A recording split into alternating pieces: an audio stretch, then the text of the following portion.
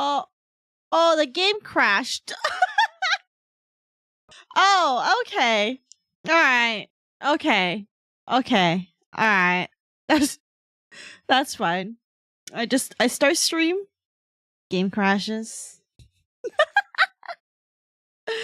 Oh god, is it? Okay, okay, it's back. We're back. Okay. But it crashing, it does not bode confidence for me.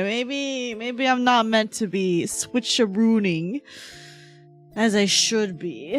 Oh goodness. I hope everything's okay with the stream as well. I mean, it says stream is healthy, but oh my god. Oh, anyway, hello everyone. Welcome to a stream of the visual novel game of Holostars Tempus called Doppelgänger. I'm very excited because, in case y'all didn't know, I do like the Holostars Tempus boys. Actually, all of Holostars they're all very, very silly people. Actually, that's why I started to stream so late today, is because I was watching their party animal collab between VG and Armis. It was super chaotic, but it was so funny. Anyway, welcome everyone to some visual novel reading. We will get into it, and I might have to adjust a few things like chat and my own model because I don't want to cover up anything like too important with the text. And hey, how's the shield? Is that you? Is that Kyura? Which one of you is doing that? No, BBI young over here. No, stop this! I thought I got rid of everything! Oh my goodness, how dare you guys do this while I'm doing my YouTube stream? Which one of you is doing this? Which one of you is doing this? I feel better? No, you're not allowed to feel better. Don't you do that. Where is Vivia? There you go. Disabled. Punished. For your crimes. Actually, that reminds me. Let me do something else while we're here really quick. Oh, the scuff is so real. What is it? Ah, this one over here. I wanted the better one. I disabled it on purpose. Alright. Alright. Stream should be safe. At least I'm hoping so. Anyway, we will get into it. I will most likely have to adjust a few things because I'm pretty sure chat and my model might be covering up stuff. But anyway, hopefully volume of the music and everything is fine. I think it should be okay because it's pretty low over here. And it doesn't look super high. But I'm also worried if it's like too quiet. Like I can bump it up a teeny smidge. The voices are top though, so which is good. As it should be, actually. I'll bring the sound up a little bit as well. That way you can hear all these. Okay, we're gonna get into it. Start! What is your name? Saphera. Woohoo! Are you sure? Am I sure about my own name? I don't know about that. I feel like chat's definitely 100% gonna cover up stuff in a bit, so I might have to scooch y'all. No. Okay. No, it's a fair. Wait, hold on. Wait, just for jokes. Just for jokes. Can I say Bettle? You sure? Okay, no. No, we're not gonna fuck around. We'll be Saf. We'll be Saf. Okay. Are you sure? Yes. I am Saphera with the most ominous text ever. Holy shit. An empty hall. Or is it more like a cave? You wander the empty space for what feels like an eternity before happening upon 6 doors. Yeah, chat's gonna cover this. Okay, hold on. Chat, you're gonna have to get nuked for a second. Let's see. I'm nuking you guys all. Only 2 messages get to show up. You're all nuked. Alright. You wander the empty space for what feels like an eternity before happening upon 6 doors. You sense different but vaguely familiar presences on the other sides of each. Inhale. Exhale. Inhale. Exhale. Somehow, you know that your journey won't end until you've passed through all of them. Oh, we gotta go through all of them. You may take as long or as little as you'd like, but you must still pick a door. Door to fate. Now then, Saphera, which will it be? Oh! So, Demon King, Exiled Prince, Showman, Karasu Demon, Huntsman, or Abandoned Automaton.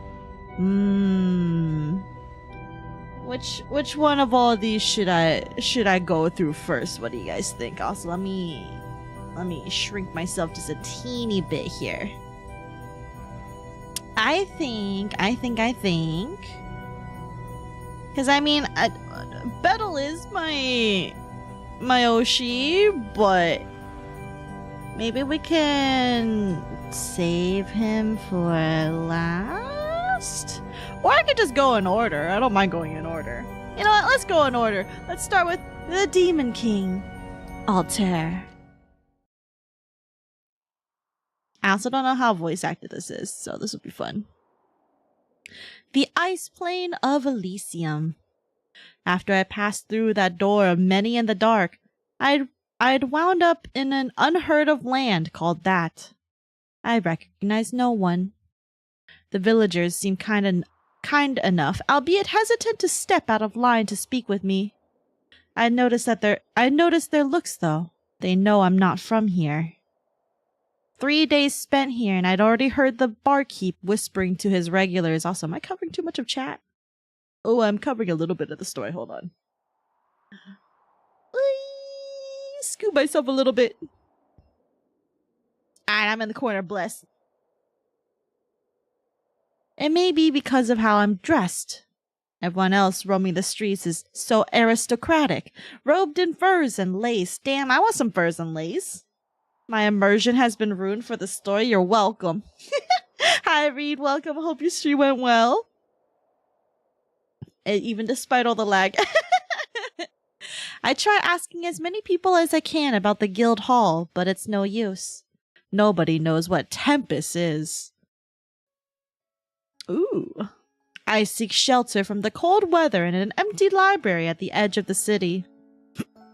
Altair, the leader of Guild Tempus, had always advised me to research before digging too deep into unknown territory. It'll get better tomorrow probably, but I still... Yeah. Damn it, this thing's in the way. Ah! Fun because game was goofy. So true, the game is so goofy. It's really good though. What did I just read? Altair, the leader of Guild Tempus, had always advised me to research before digging too deep into unknown territory. Knowing local dangers, politics, or even just the lay of the land could save your life if you set out on a quest. This is going to take a while. As I make my way through the aisles of books, one of them stands out from the others around it. Elysium's Truth, it's titled. Elysium's Truth? Ooh, truth? Drawn in by the title inscribed on the spine, I reach for the book. Woohoo! An elegantly dressed man brushes hands with me. Oh my god, we're touching hands already? Oh my goodness. I cannot believe this. Poised and refined, when he looks at me, it's as if he's gazing upon an insect. Oh, I'm only a bug to you?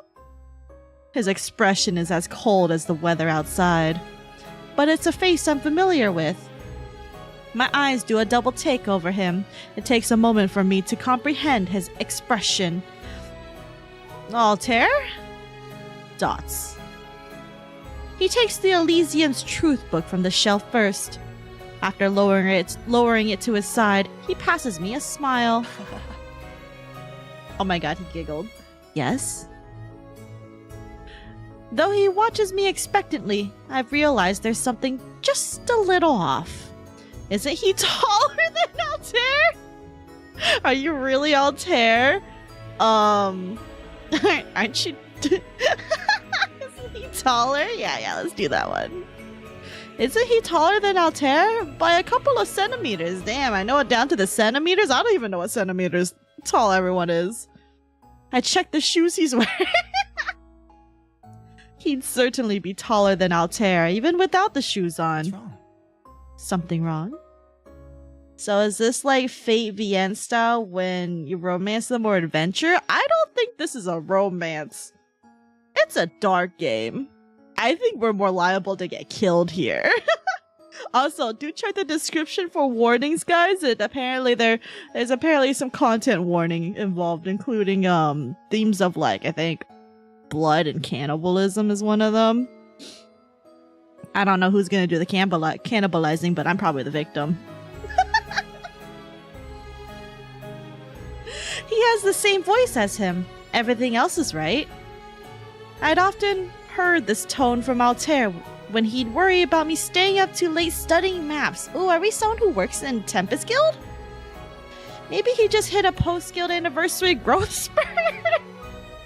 Either that or I'm just remembering wrong. I mean, does Altair have horns usually? I don't think so. Main character needs to get eyes checked. Did he get taller? I don't think so. Weird. You scared me. I didn't know where you ran off to, Saphera. The guild's really far from here. It'll be a while before we get back. He knows my name, knows about the guild. I'm probably worried for nothing. Like my Halloween costume? Oh, it is very nice. Maybe to ease my anxiety, Altair lifts the ends of his cape and slings it behind him so it flutters. Come to think of it, my last memories of the real Elysium had been around Halloween too. It's cool, but it's hard for me to pay attention to something like that. If I'm honest, I don't know where this place is or how I wound up here. I've never seen a place called the Ice Plane on the maps back in the guild hall. Most people haven't. Guild newbies especially don't get access to these kinds of maps. After all, the Ice Plane's a dangerous place. I'd be crazy to send any of you guys this far out. That makes sense. I was attacked by monsters on the way in. I managed to handle it by myself though. Must be thanks to your training. No way, that's all you. Don't sell yourself short. I feel less on guard. Any difference I'd sense really must have been just my imagination. We should get some rest before heading back to the guild hall, yeah? If we turn in early tonight, we can leave first thing in the morning.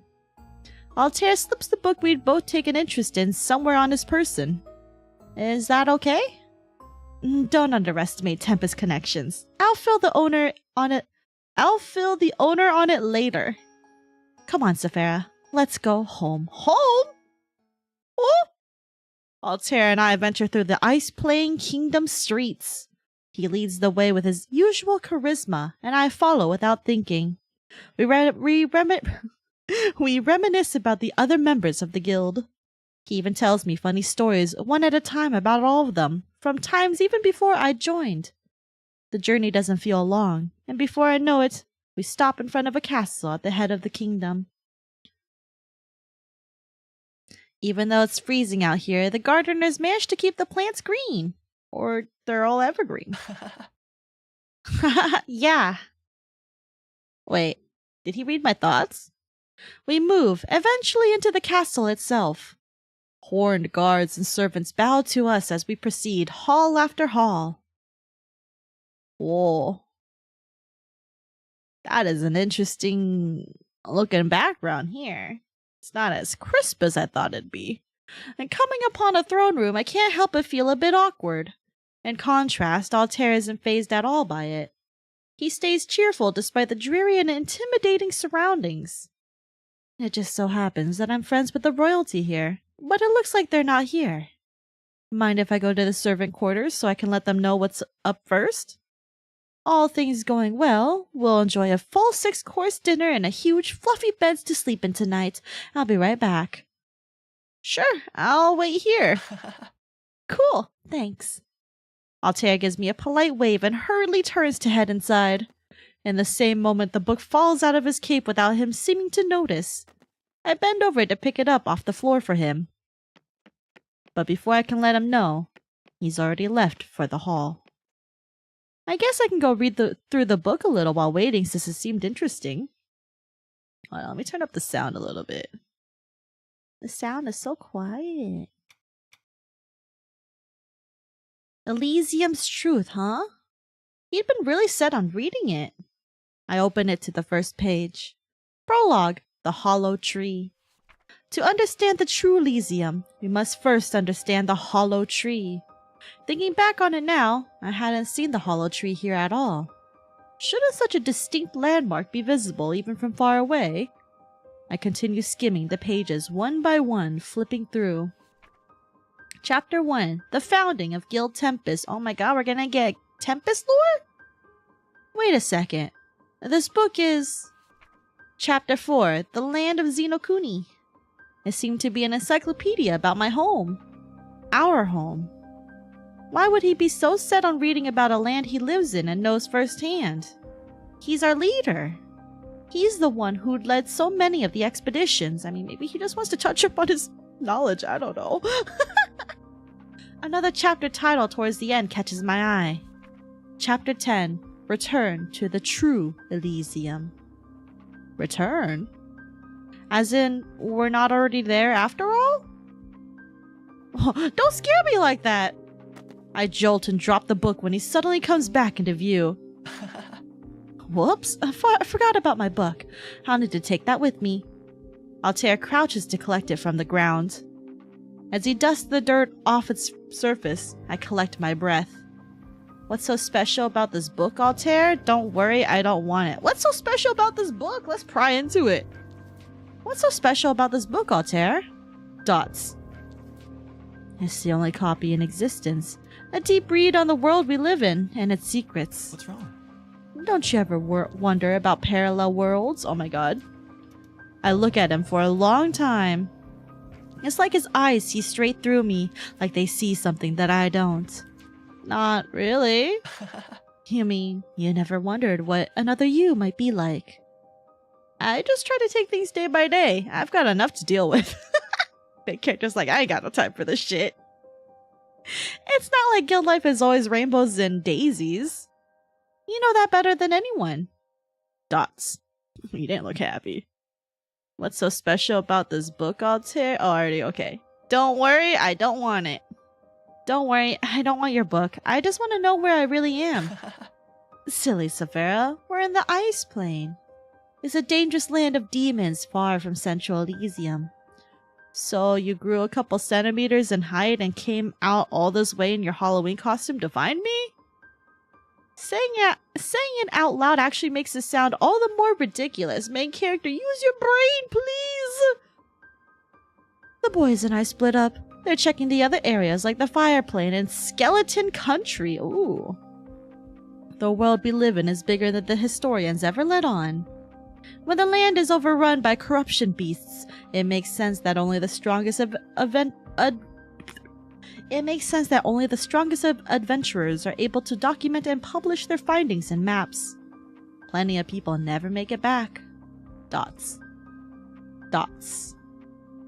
Tell me where the hollow tree is. Tell me where the hollow tree is.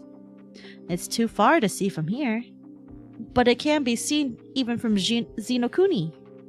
Something so big wouldn't just up and vanish. Not unless we were on another plane of existence or something?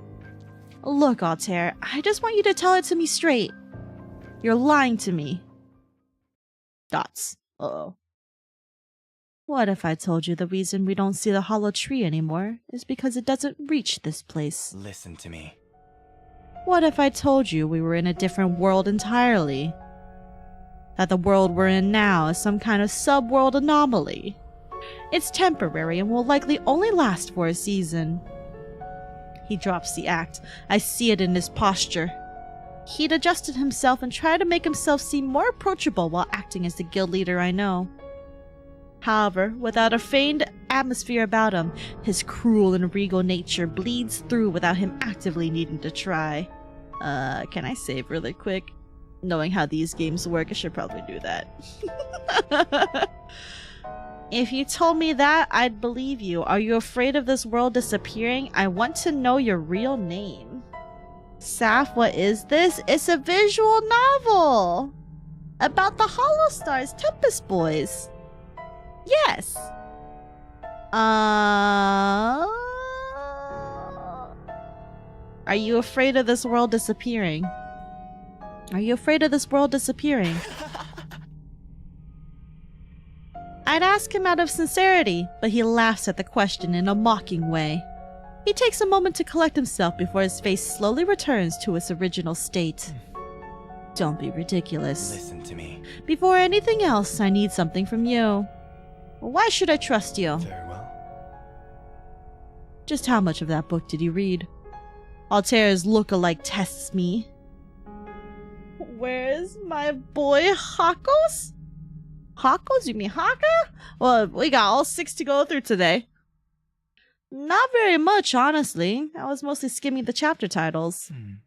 So you saw it then. Oh, which part? Chapter 10. Return to the True Elysium. I saw that, yeah. The True Elysium is probably my home, isn't it? Where the real Altair is? Real? Crap. Maybe I shouldn't have phrased it like that. I can't meet his eyes for some stretch of time. Seeming to let what I'd said pass, though, the stranger speaks once more. Listen to me. Dear Saphera, allow me to make things very clear to you. This book holds secrets that only you, as a resident of the other Elysium, can help come to fruition. Oh god, does it require sacrificing me? Neither Elysium is any more or less real than the other. Despite knowing that, you'd like to see the Tempus members again, wouldn't you? So again. He takes my wrist and pulls me closer. Oh? Oh, well, that's too close. That's too close. His voice is low and he whispers into my ear, one syllable plucked evenly after the other. I need something from you. He did say whisper, right? And in exchange, I will help you return to the True Elysium once you give it to me. While it is true that I am called the Demon King by rivaling lands, I can be quite benevolent, should one know when to humble themselves and simply obey. Demon King Regis? Your Demon King Regis? Sublime! So you've heard of me through him. I knew there had to be a tear in our worlds by how much more often we'd see each other in our sleep lately. And wait, what? Well, him and his nightmares, I'm never kind to him. The sadistic smile that spreads across his lips instills a fear in me like that of a cornered animal. But I digress. Listen to me. You will do as I say. You don't have a choice. You will give me what I want. Hit him! So I'm decking you in the face. I don't accept orders from anyone undeserving of respect. Emblazoned by my anger, I throw the back of my hand at the side of his face. I don't think a slap is gonna be good enough. I feel it impact and hear him grunt in pain. Oh, we're getting the bad end, besties. It's when he frees my wrist to catch where he'd been struck that I know I'm able to make a run for it. I whirl on my heel and the sound of my footsteps bounce all about in the throne room walls. Anywhere is safer than here.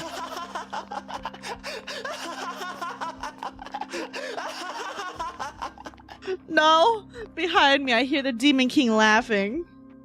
His laughter cuts short abruptly when the door comes closer into view. True to his demon title, the king commands the attention of all of his servants. Enough of this. Guards, to the dungeon. Uh-oh. Dots. I'm not sure what happened between then and now. at the mercy of the Demon King's servants. I can only guess that I was knocked out and dragged to the dungeons. It would make sense. The floor under me is wet, hard, and cold. I taste my own blood in my mouth. When I open my eyes, I see the Demon King through the bars watching me. He stares me down from a high place without compassion or care. The book from the library is in his hand. I think I catch a glimpse of a weapon on his hip. He gives a page in the book one last look over before throwing it away behind himself. Listen to me. I need the keys. The what? My voice croaks out, unrecognizable to my own ears. I try to pull myself up, but my body will hardly move at all. The guards must have really let me have it before. Dots. The Demon King's gaze falls to where I'm curled. The clicking of his footsteps draws closer to me. I don't crane up to look at him because my head is too heavy for my neck anymore, but I still feel him glaring through me. The heel of the Demon King's boot comes down on the center of my palm, crunching it beneath his weight. Tears blur my vision while I try to free my hand from under him. He chuckles at me when I do. Without remorse, the Demon King twists his heel further into my palm. Very well. We'll have it your way, Saphera. I'll play with you as long as you'd like. After the tendons in my hand give out from under him with a shatter and snap. What the fuck? The Demon King elegantly lifts his foot as if he'd done nothing out of the ordinary. Cruelty is as natural to him as breathing is. The barred iron door creaks from above me as I start to sob. The Demon King's figure casts a deep shadow over me when he lets himself into my dungeon cell. Wait, did he crunch my hand behind the bars? Taken from a candelabra just outside through the bars, he tips a burning candle over where I lay on the ground. Oh, we're doing wax play now, okay. Scalding hot candle wax splatters across the side of my face and neck. You know, some people are into this, right? I spasm on the floor and try curling into myself to protect myself. The Demon King is not amused with my reaction and drops the candlestick as indifferently as it'd been lifted. The candle is snuffed out by his still bloody shoe heel. Listen to me. I'll say it again. I need the keys. I don't know what you're talking about. He said it over and over, but I don't know what he means. What key is he even referring to? Why does he think I have them? Liar. I'm not. My voice strains in a desperate way. Very well. You're quite stubborn. We're not finished here until you give the keys to me. My heart sinks into my stomach with dread when I see him draw the weapon from his hip. His blade's edge gleams blue, and he brings it down over my side. Blood erupts from the open wound as he pulls it across. Gog! Listen to me. The keys. The Demon King stabs the back of my arm with his weapon, his expression relaxed. As I roll to try and bat him off me, I see that some of my blood has splashed on his cheek.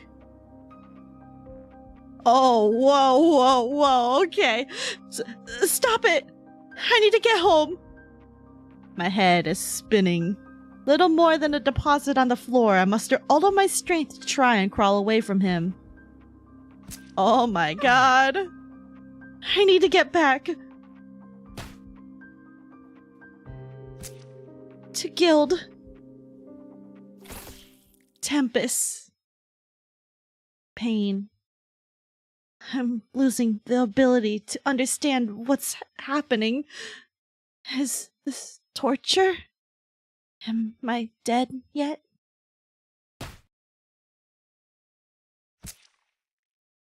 Dots. Dots.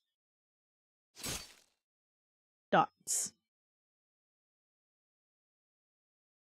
Dots. Wait, let me turn this up a little bit more.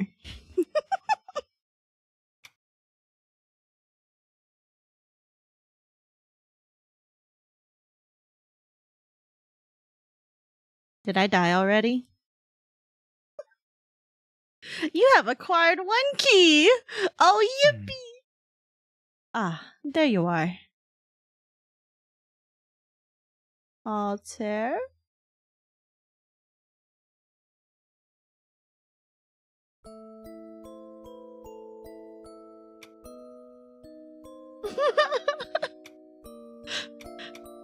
Uh-oh, real.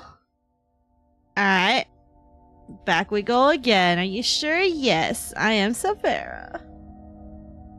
An empty hall. Was it more like a cave? And then we have to go through... the doors once more. So we did Altair.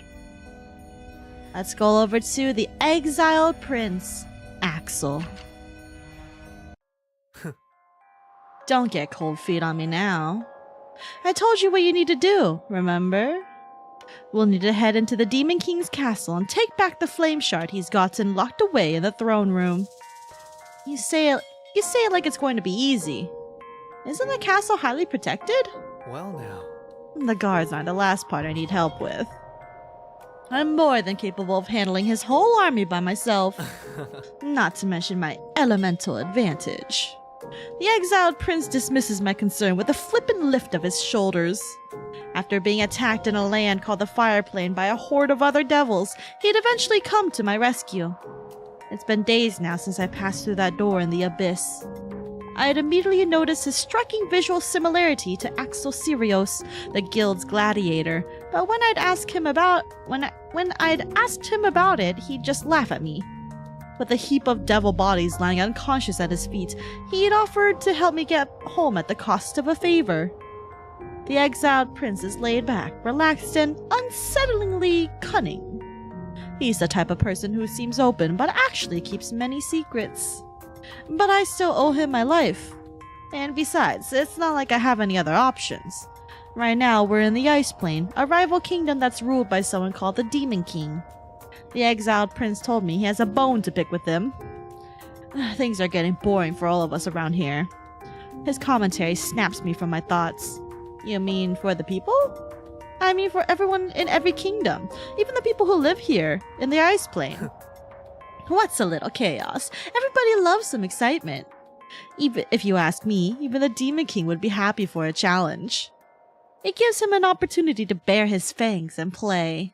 So, what do you say? Dots. I hesitate to respond. I owe this man my life, but I still don't feel the best about being here. It's impossible to feel comfortable getting caught up in some other world's conflicts without any context.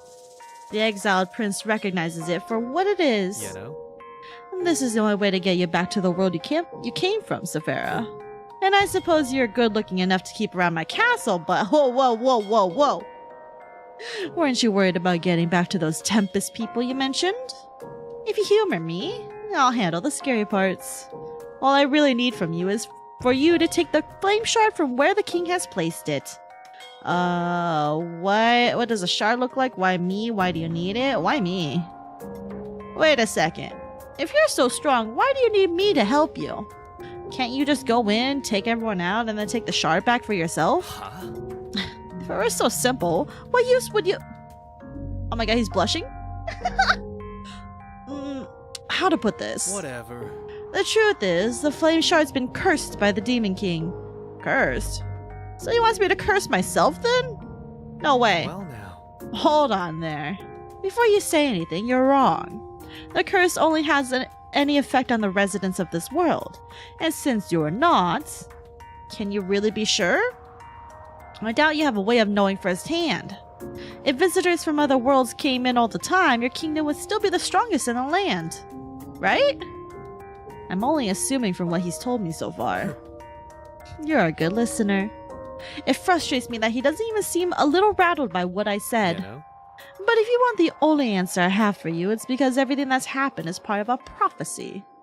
You being here was prophesied hundreds of years ago when the Fire Plane was still the strongest kingdom in Elysium. The prophecy foretold that there'd be a time when the Ice Plane would overtake our land, in which the Flame Shard would be returned to us by a mysterious visitor not belonging to this world. It's a cool story, isn't it? Wow, what a convenient prophecy. Not to mention that the fate of my kingdom seems to revolve around you. You know? If you ask me, you should be flattered. You're the answer to saving this land from the Ice Plains corruption. Surely you must feel even a little important after hearing all that. All I really need from you is to take the flame shard from where the king has placed it. Okay, what does it look like? I'm guessing a flame shard. It's a huge, bright red rock. Wow, who would have thunk? You know? Not too different than the kinds you see in museums. And maybe about the size of a human brain. Oh, that's a fucking huge! That's a very specific comparison. You can hold it in your hands like this. The exiled prince makes a cradling gesture with his hands, as if it'll help me visualize. It's a little weird, and he looks like he's holding an invisible baby or something. What the fuck? Okay, seems simple enough. Why do you need it? Why do you need it? Does it do something special? Well now. It returns full power and life to the fire plane. You probably noticed that the devils who attacked you when you first got here were incapable of speech or understanding. I do remember that. The devils were humanoid, but hadn't responded or listened to me. They'd been intent on swarming and attacking. You know? As long as the flame shard is missing from our kingdom, the devils are doomed to live like that. Without thought and capable of understanding their surroundings. But you weren't affected. Dots. How am I not surprised that you're so skeptical? It doesn't affect me because I'm a royal. The flame shard is an artifact of my bloodline. That makes some sense. But definitely not as much sense as I'd like it to. So after you return power and life to the fire plane, you'll be able to return me to my homeworld. Yeah? Right. Because then me and my devils will return to our usual magical potential. Devils tear through realms all the time. It's a piece of cake for us. Anyway, let's not beat around the bush. It seems more promising than roaming the world aimlessly and making an enemy out of the fire plane's ruler. What other leads do I have? Reluctantly giving him a nod, I follow the exiled prince into the castle. The exiled prince hadn't lied about his battle prowess. Fearlessly and without care, he'd taken out one guard after another. In a devastating combination of fire magic and physical combat, he'd proved himself a force of nature. He really hadn't needed my help when it came to a fight. Dots. Why do I feel disappointed? Maybe deep down, I'd wanted to help more. Or had I wanted to swing my fist too? Oh, nice. Exciting, see? Well now. This way. We're almost there. Dots. Dots. With the exiled prince wiping out the entire castle in the Demon King's absence, there's no one left to interfere. The flame shard is now in plain sight behind the throne, protected by the sigils that float around it. Is it true that only I can touch it and walk away unscathed? If so, I'm only moments away from securing my way home. I turn and look at the exiled prince as he approaches behind me, smirking and wiping the blood from his knuckles. Well now. I'd expected a bit more fun than that. But I suppose it's always been the king himself who'd put up the most fight. My eyes are drawn back to the flame shard. Even without the prince egging me on, something inside me urges me to take it from its place. Maybe it really had been fate for me to take it. Don't take it, try and make him take it.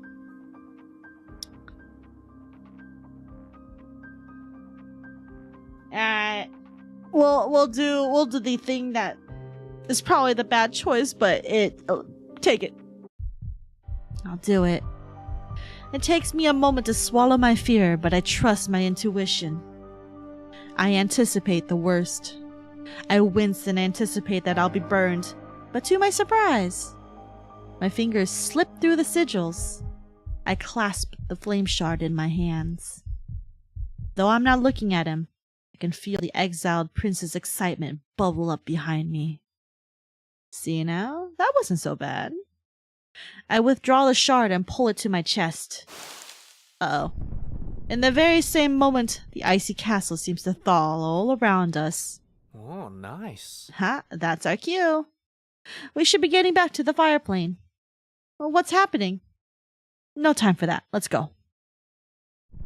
The floor begins to shake beneath our feet and I stumble. Right. Whatever's going on is dangerous. Dots. Dots. And a little exciting. What's this feeling? As the prince and I make our escape from the ice plane castle, I feel the warmth of the flame shard spread as if it's flushing through my veins. As if the ice plane's impeding demise is... As if the shaking of its very foundation is a little fun to see. Beautiful, isn't it? Dots. Yeah, actually. Yeah, it is. I don't understand why I think so. We reached the fire plane. Back in the safety of the prince's castle, time finally seems to catch up to us.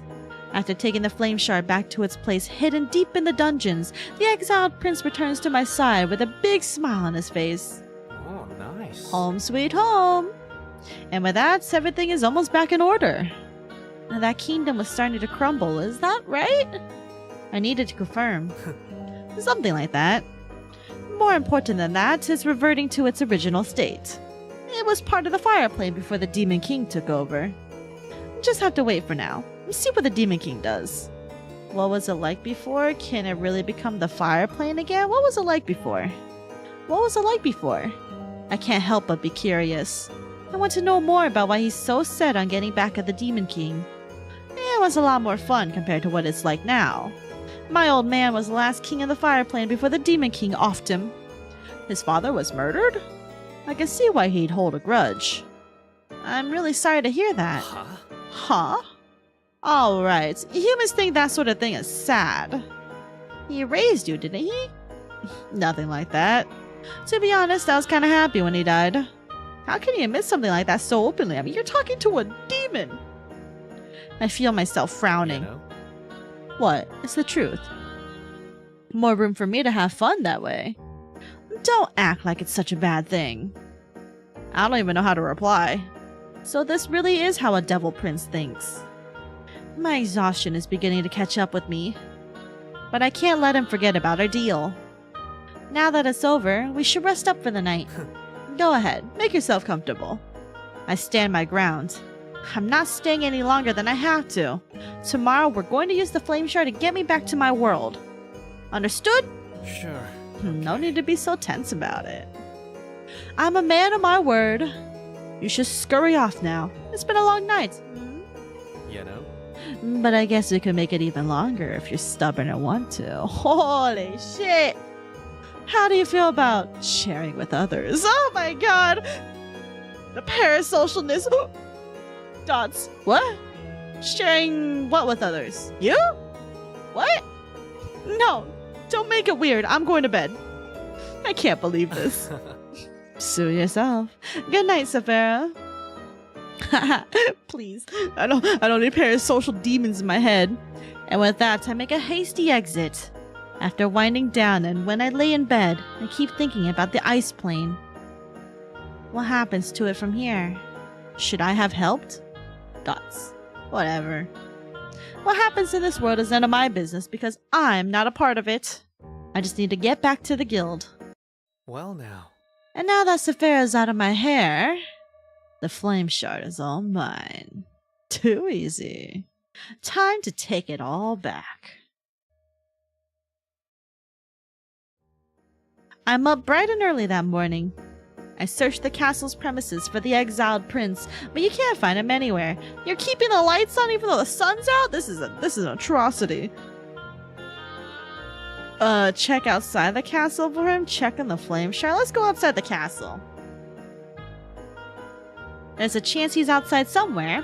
Wasting no time, I make my way out. Holy shit!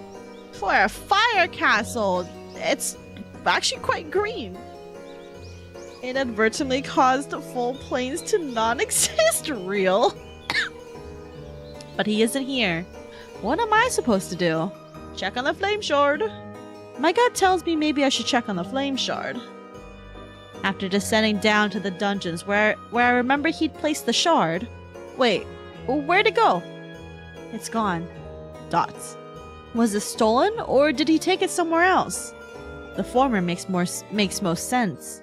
Maybe an enemy had infiltrated overnight and he left to chase them down. I need to find him. I leave the castle. The streets are littered with devils invigorated by the return of the flame shard. Their nature is still volatile, but at least they're capable of understanding me now. What the exiled prince had told me seems to be right. Dots. Hopefully things are okay. With the flame shard stolen from the ice plane, just what kind of future remains for this world? Dots. I try not to worry too much about it. I also try not to feel too responsible. After a full day of searching for him, I find the exiled prince emerging from an underground stairwell. Behind him, some music is leaking through the cracks of what seems like a club or bar door. Oh, bro just went clubbing. Where were you? And does he even know the shard is missing? The flame shard is missing. Sure. Okay. No, it isn't. It's missing from the dungeon. I checked while I was looking all over for you. Did you forget what you promised? You're supposed to open the realm to send me home today. Yeah? Ah.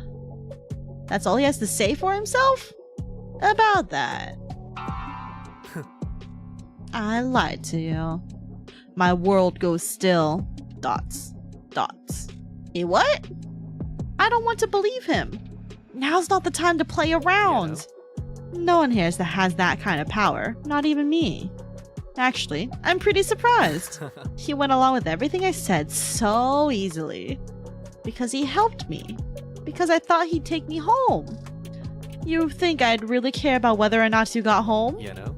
You should be more on your toes. This isn't my fault. Dots. I'm not stupid. Yeah, you are. It wasn't stupid for me to believe him. Devils like me take advantage of naivety. It's nothing personal. Just part of our nature. Oh, he's also crazy laughing. Do all of them do crazy laughing? Let's see. It's personal! You owe me! You made a deal! Once he reaches me, I shove him back into a webbed fence that lines the street. He's so unbothered all of the time. I just want to break his face! It'd be fun to break his face, holy shit! I raise hell and attack him. I clobber him with my fists, even as I hear him chuckle at me all the way. There's no way it doesn't hurt. Even if he's acting unfazed, I know my own strength. I want to hurt him. Whoa, whoa, whoa, main character, whoa. I wanted to pay for deceiving me. What was the point of all of this? He just wanted to use me? I hate you. Take me back to Tempus. Take me back or give me the flame shard back. Oh, whoa, whoa, whoa, whoa. Well, the art here. As I throw my arm at him, he catches my wrist and pulls it to his chest. Whoa. From beneath, I feel heat surging through my body. It's the same way it felt when I'd... No. Don't tell me. Hold on. Just hold on. Hold on. Okay, sound damn real. I'll put this art up. Oh my goodness. The flame shard's right here, Saphera. Right back where it belongs. He squeezes me gently. The warmth of the flame shard pulses with the rhythm of his heartbeat. So he has one. Dots. I don't know what it means. What does this mean for me? My body is shaking. His blue eyes rake over my expression and his head inclines as if drinking in the sight of me. Stop, stop, stop, stop, stop. And I think you're right where you belong too. I didn't force you to do anything. I saw it in your eyes. You're just like me now. I don't know what you mean. The prince runs his tongue over his teeth carefully. No, no, no, no, no. It was exciting. You liked seeing the ice plane start to crumble. It's okay to say it, because we're the same now. You touched the flame shard, and now you're a devil just like us. Dots. My fingers curl against the fabric of his jacket. What's your name? What's your name? It's Sirios. The name is familiar and foreign to me at the same time. I didn't think you'd tell me. I told you, because you're a devil now. And more importantly, you're my new partner in crime. Saphera! Kinda. Ah, the sounds of screams. How beautiful the other Elysium had been that evening. On its last evening standing. As Prince Sirius and I watched our world burn to a crisp, we reveled in the chaos together. And at that moment I knew I'd found a new home for myself. I'd start a new one. A world far more beautiful than what I had before.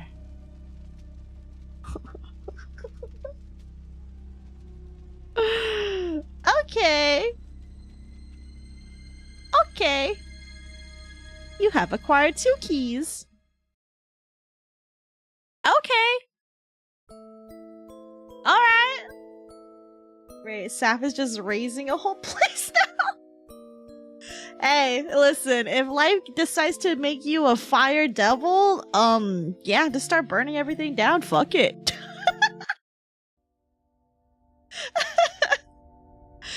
Perf. Alright. Alright, to the 3rd door now. We're halfway through and it's going to be the showman. Gavis Battle Mayoshi. Oh, that is a room, alright. You, everything ready for tonight's set?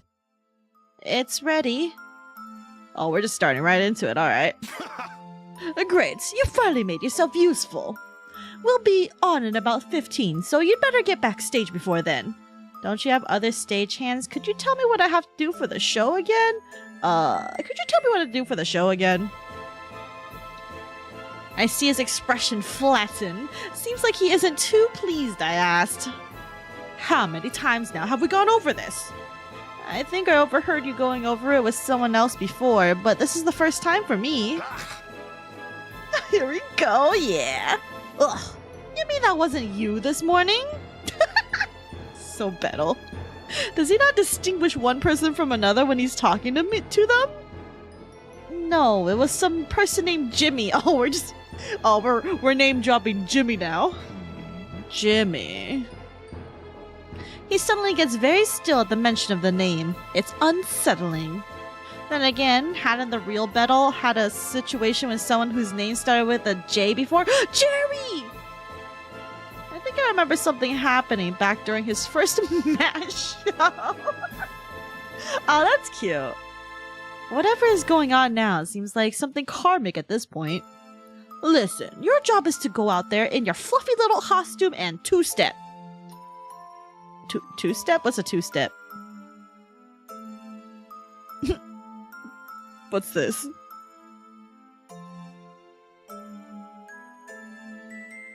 Nothing fancy, just a 1 and a 2 and a 1 and a 2. It's simple enough choreography. Either it's simple or the showman makes it look so. Got that? You need me to do it again? Just smile, do that, and we're gold. I think I can handle it. Then hurry, let's get out on stage. Don't you have other stagehands? We wouldn't be in this predicament if I did now, would we? But you claim to be the best showman in all of, this place. Elysium. Well, Skeleton Country and East Side Elysium anyway. This isn't Elysium. Elysium is where the real Tempest Guild members are, and no place called Skeleton Country has ever existed. I know this is a fact, but it's not worth arguing about. Hello? We have a show to do? Sorry, I know. I just really thought you'd have other people helping. I mean, I used to, but none of them could keep up. Keep up? See the skeletons littered around the room? They'd been the first things I noticed. The showman notices I'm watching him. After making his way to one of the femurs on the ground, he gives it a hard sweep with the edge of his boot. The bone goes airborne in the same motion, clacking noisily against the dressing room wall upon impact. Bro's just kicking bones. I feel gross watching him. Hard not to. Those are the guys that couldn't do their job, so you'd best not test me and wind up one of them. Okay, Battle. His laugh comes so naturally at the suggestion of murder. As I watch his shoulders shake, I feel as though I'm suddenly watching our interactions from outside of my own body. My gut had been right. The bones aren't props at all. They really used to belong to somebody. You said when we first met that all the people in this area are skeletons. And Hence, skeleton country. Nice to know your ears work. So, skeletons can die? It doesn't make sense. Nothing here does. It shouldn't surprise me at this point. We're all skeletons. You're a skeleton too. The statement is about as helpful as I anticipated from him. The showman waves his hand flippantly. It's clear to me that I'm absolutely dispensable in his eyes. I guess I'm just another sack of bones. My life is a joke to him. Don't make brain-dead faces like that. People will know you don't know what you're doing. Hear me? We've got a show's waiting for us. Alright, well, to the stage, I guess.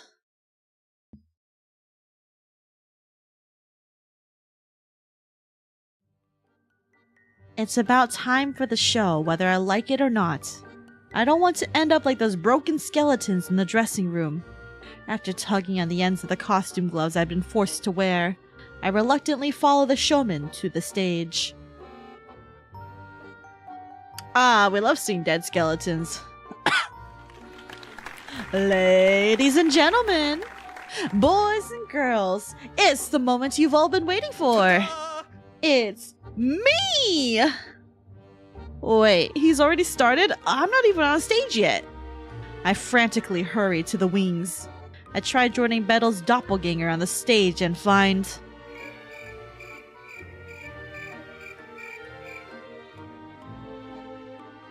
just another sack of bones. I'm dead.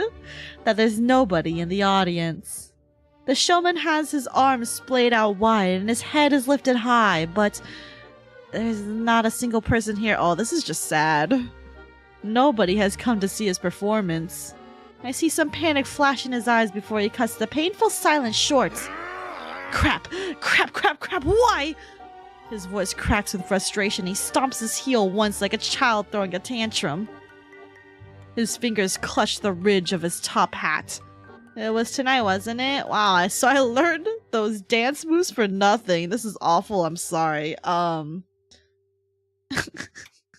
Kinda wanna be snarky. Oh, wow, so I learned those dance moves for nothing. I come out to my spot and join him properly. Oh, shut up. It was a two-step, not a full-on tango. Since it looks like there's not going to be a show, can I at least take this costume off and get into something comfortable? No, there will be a show.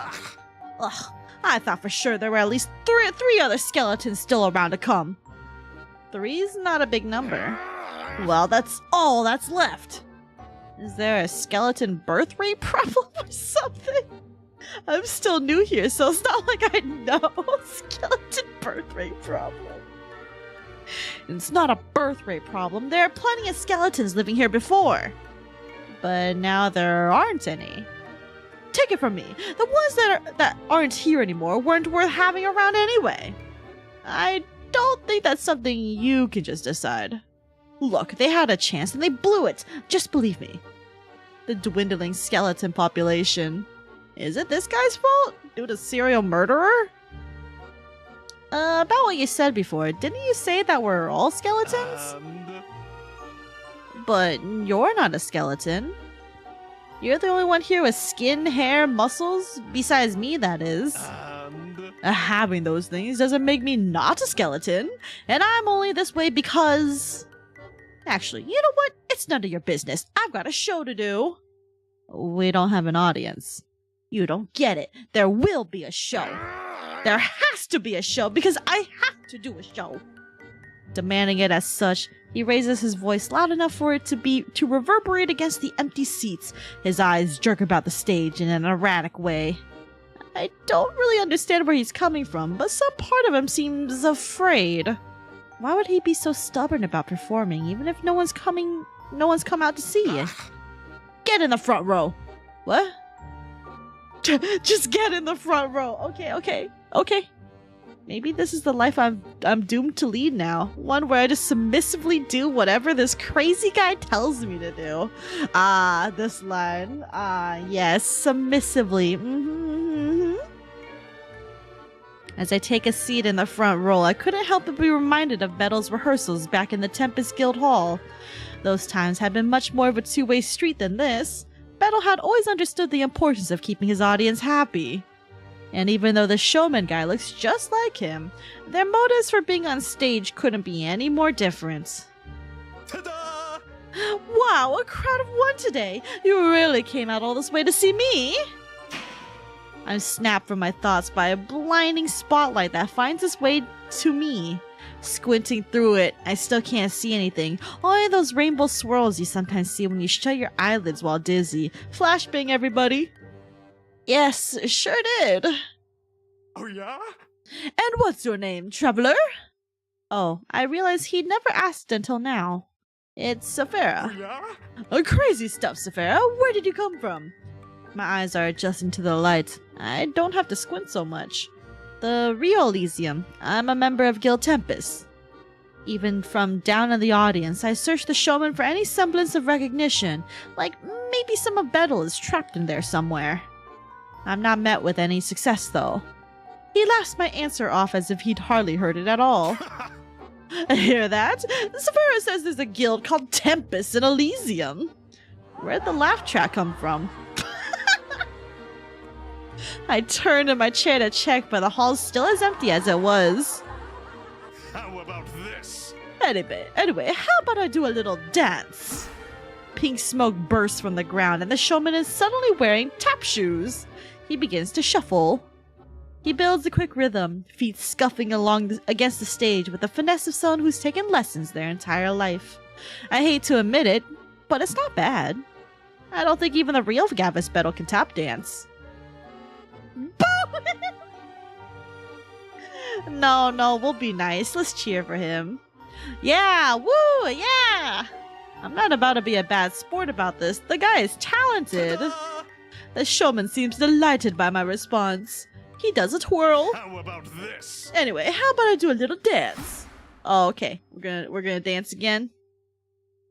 Do nothing. Dots. As I study it, I realize that something's missing from this performance.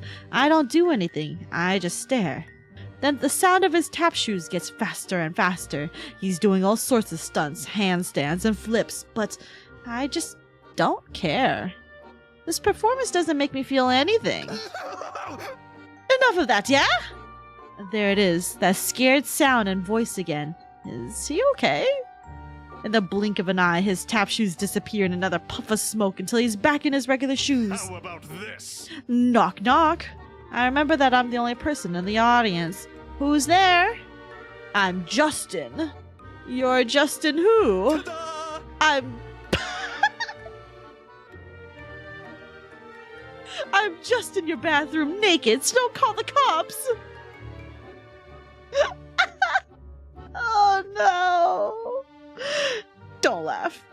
I don't laugh because it's not funny.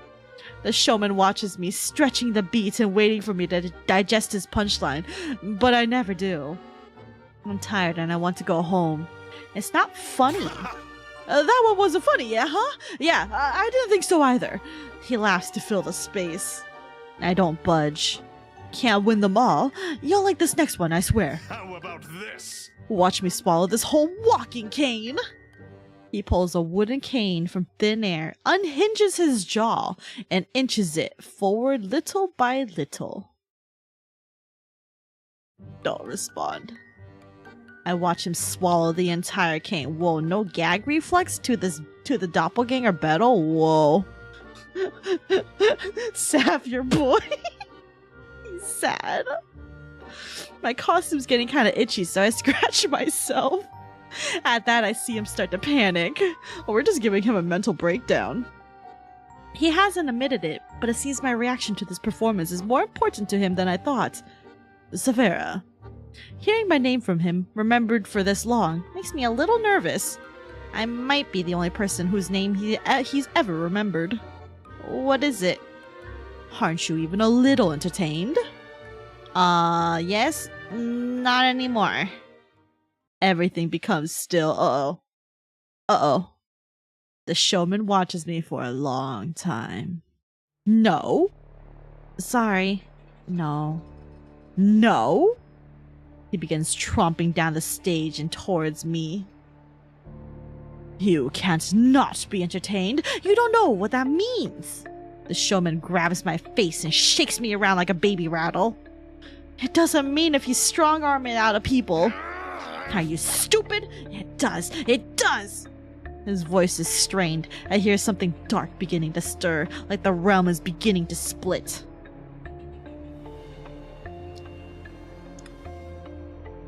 And just as I notice it, the showman does too.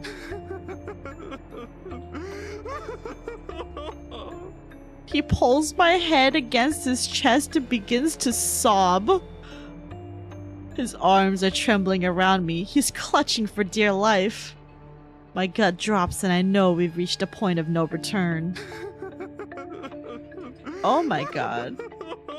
Oh my god, this art. Holy shit. Hurry up, damn it. Be entertained! You're not listening. You better be entertained or else.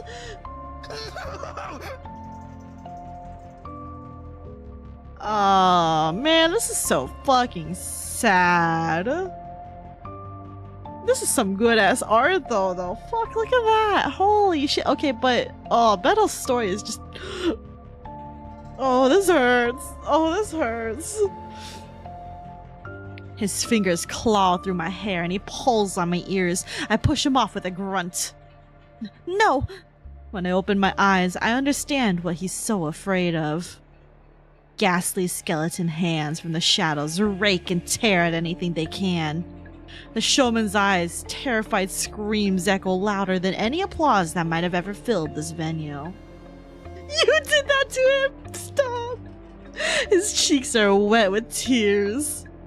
The skeleton hands pull him back towards whatever black abyss they dwell in. You idiot! This is all your fault!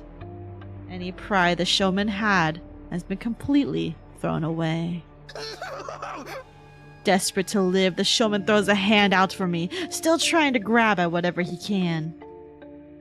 I gave you a purpose, a place to be, and this is how you return the favor? How dare you! I think of how terrible he'd been to me and the others around him. How many of us had he made so miserable? This is his punishment. But I still can't decide how I feel.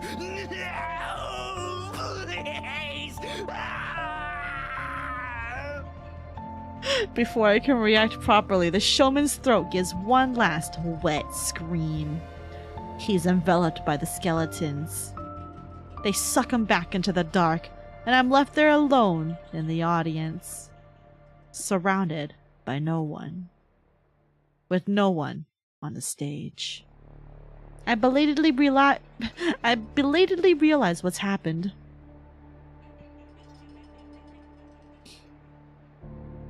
The showman is dead.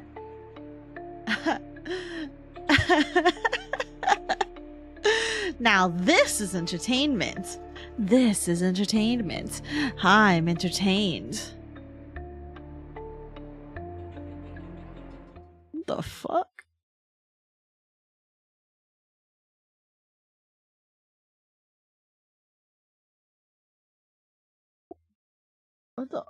What the fuck? Jesus Christ. Alright.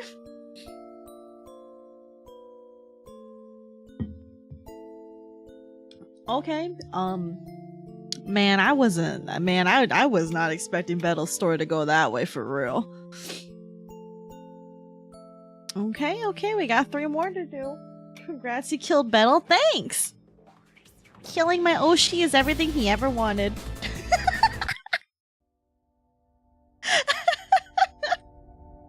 That was actually pretty depressing though, for real. I do like how so far every character has been pretty different though.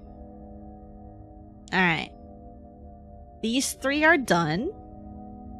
Let's go see the Karasu demon. Ooh, for some reason, I feel like Haka's gonna eat us. I don't know why. Actually, you know what? Maybe Shinri, because Shinri's the huntsman. So he hunts. But I don't know, bird demon though. Took you long enough to return, human. Oh, you're so pretty though. The hawk is so pretty. It's been nearly the entire day. Huh? And for a moment there, I suspected you would attempt escaping your service to me. The offerings you brought back from this place called Supermarket better be the finest in the land. There wasn't a supermarket, you're a brat.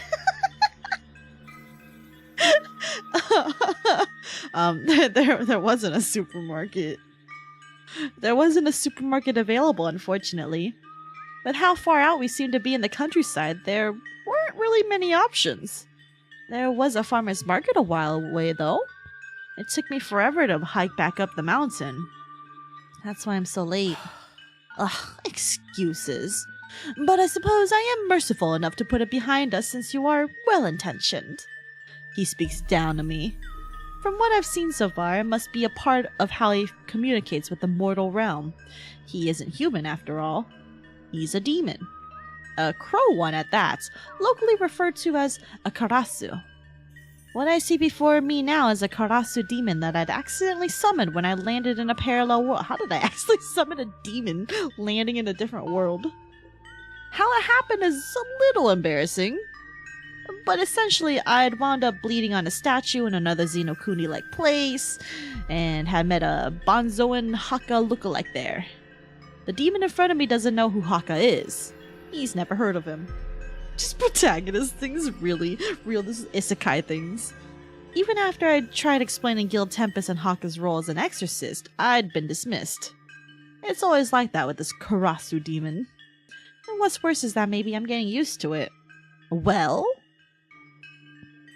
Rather than me, the Karasu demon is more interested in the groceries hanging from my elbow. Plastic rustles when I set the bags down on the living room table. I'd got to him an assortment of fruits, vegetables, meat, fish, and dairy products. What had been weird about the farmer's market is that they'd accepted the same currency as back in my home world. Convenient. What do you think? He leans forward to peek into the bag, but his expression doesn't change. Prepare them for me. Huh? Aren't they fine how they are?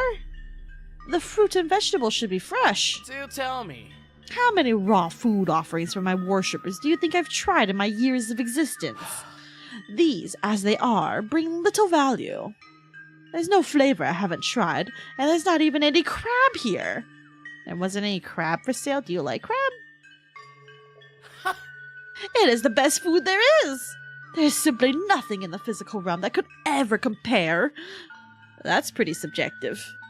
Salisbury steak is probably my go-to, if we're putting meals up to the test. Crab is my favorite food by far, but it's been some time since I've had any. Humans are so uncreative. And by that, I mean that I will die if I eat another apple. Do not feed me an apple, do you understand? Got it. Wait, why am I playing along? There's something more important I should tell him. You asked me to prepare some food, but... Haka, my man, my boy. Do you like him being a crow demon? Do tell me. But what? I feel like you should know that I'm not a very good cook. Yeah, I should probably let you know I literally don't know how to cook best. Weirdly enough, maybe Haka, the one this demon looks like, had enjoyed cooking the most? Then you'd best learn. In one sitting? Your pathetic mortal struggles do not interest me. I just want to feast, human. It's been years since I've been summoned, and my physical manifestation is hungry. Okay, as long as you're not going to be too hard on me for anything. Fearful of your own incompetence? Fine. If I find myself fond of the taste, then I will not complain. There is a kitchen attached to this living room. I've used my magic so the stove there should work. Dots. That is all. You may go. Looks like I'm being sent away.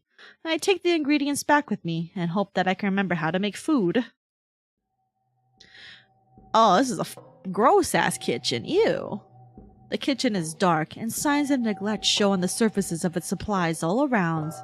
Dust, cobwebs everywhere. Dots. Is this space really okay for preparing anything? I check the stove, and surely enough the gas sparks and ignites a fire.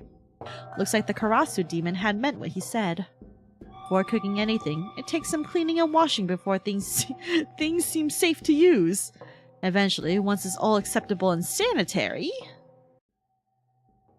Then I return to the kitchen and I think of what to make the Karasu demon. Make Salisbury steak, make a strawberry cake, make a grilled cheese sandwich. I think the easiest one here is make a grilled cheese sandwich, but like, okay. Main character's favorite is a Salisbury steak. So let's make a Salisbury steak. I can't go wrong with my own favorite food, can I? Salisbury steak. Here we go. It takes me a bit to figure out where to start. Reverse engineering the recipe, I'll need to make some patties, gravy, and mashed potatoes. Okay. I got this. I'll be okay, surely. Dots. Well, here goes nothing.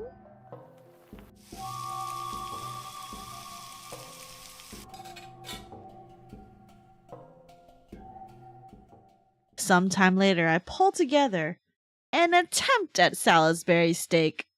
The patties are overcooked and probably dry, but it's fine. That's what gravy is for. At least I'm not undercooking the meats and giving people salmonella like the Guild Gladiator, right? Oh shit, we're digging into fucking Axel's cooking stream, fuck. After trying to convince myself that I did an acceptable job, I bring the meal out to the table in the living room. Slow as always, I see human. Without responding, I place the Salisbury steak in front of him on the table. But he looks unimpressed. Majorly so.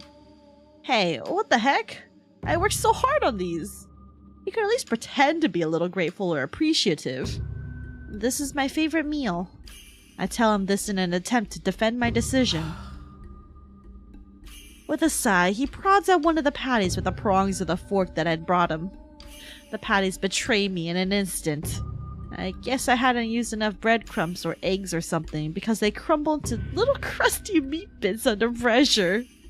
Dots. And he looks at me. He just looks at me. You can't dismiss it so easily. It might taste good. I insist. Hearing me out for a change, the Karasu demon takes a couple of bites, smearing the broken patties around in gravy. Whoa, those noises, okay. He chews. Good?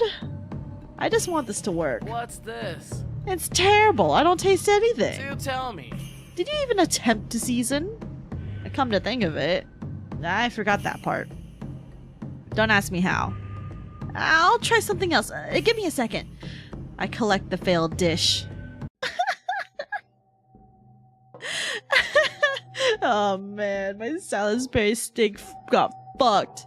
Alright, here. We'll make something easy. Take a grilled cheese sandwich. Simple is best. After all, it's hard to screw up a grilled cheese sandwich. It won't take me long to get it to him either. I set aside the ingredients needed and start up the stove.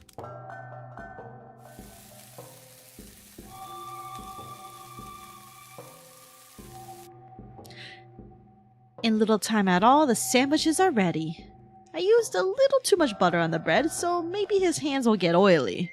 But then again, when is there ever too much butter? They're messy, but isn't that the point? Actually, you know what?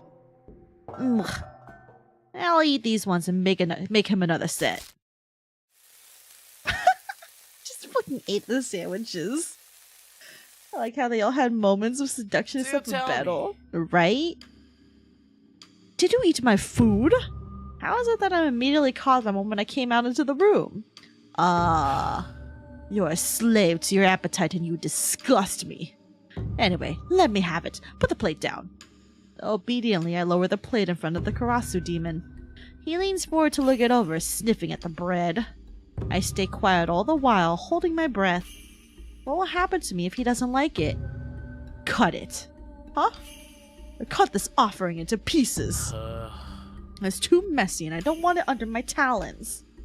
Wow, what a diva. I slide the plate closer to myself and cut the sandwich into bite-sized pieces for him. He watches me suspiciously, as if he thinks I may steal his food. That's fair though. I kind of already did. Once the sandwich has been cut, he straightens in his seat and samples the sandwich with a fork. I'm surprised he didn't ask me to tear off the cut all the crust away. What's this? This is what you stole from me? Uh-oh. He doesn't sound happy. It's a popular snack food. You really don't like it? It's befitting for someone as slovenly as yourself. Oh, fuck. But to my exquisite palate, it's simply not enough. This shouldn't qualify as a meal. Why does he hate it so much? That's not even bad. He's just a weird grilled cheese sandwich hater.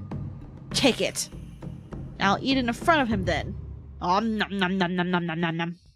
I don't care what some snooty demon thinks about grilled cheese sandwiches. Good food is good food. I take the plate away. Alright. We'll make some strawberry cake then. God damn. Haka had liked strawberries, and I have some here in my stash of ingredients. There are plenty of members in the guild with a fondness for sweets, so it's not unlikely that even a Karasu demon might have a soft spot for desserts. How about making him some strawberry cake? Even if it sucks, it'll at least be cute enough to hopefully invoke a sense of pity. Strawberry cake it is. I prepare one bit at a time. Cake also takes fucking forever.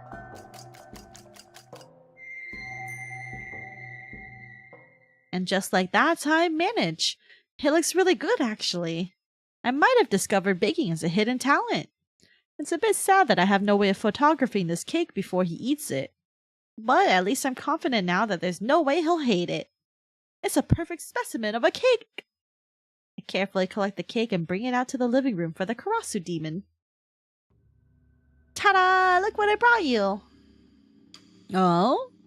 Dots. Well, looks the way it should. The Karasu demon carefully angles his head as he observes the cake. However, try as he might, he'll never find a flaw. Frankly, I deserve a trophy or blue ribbon or something for making him such a beautiful strawberry cake. We'll see. Is he determined not to like it? I don't know. I see him wield his fork and turn it to the side so the edge can slice off a bite-sized piece. He places a bite of cake in his mouth and then swallows. Dots. Dots. Did you like it? He takes another bite, as if the first one hadn't been enough to decide. Still no answer. He just keeps eating and eating. Well, I mean, if he's eating more than one bite, I think it's good. I think it's safe to say he likes this offering.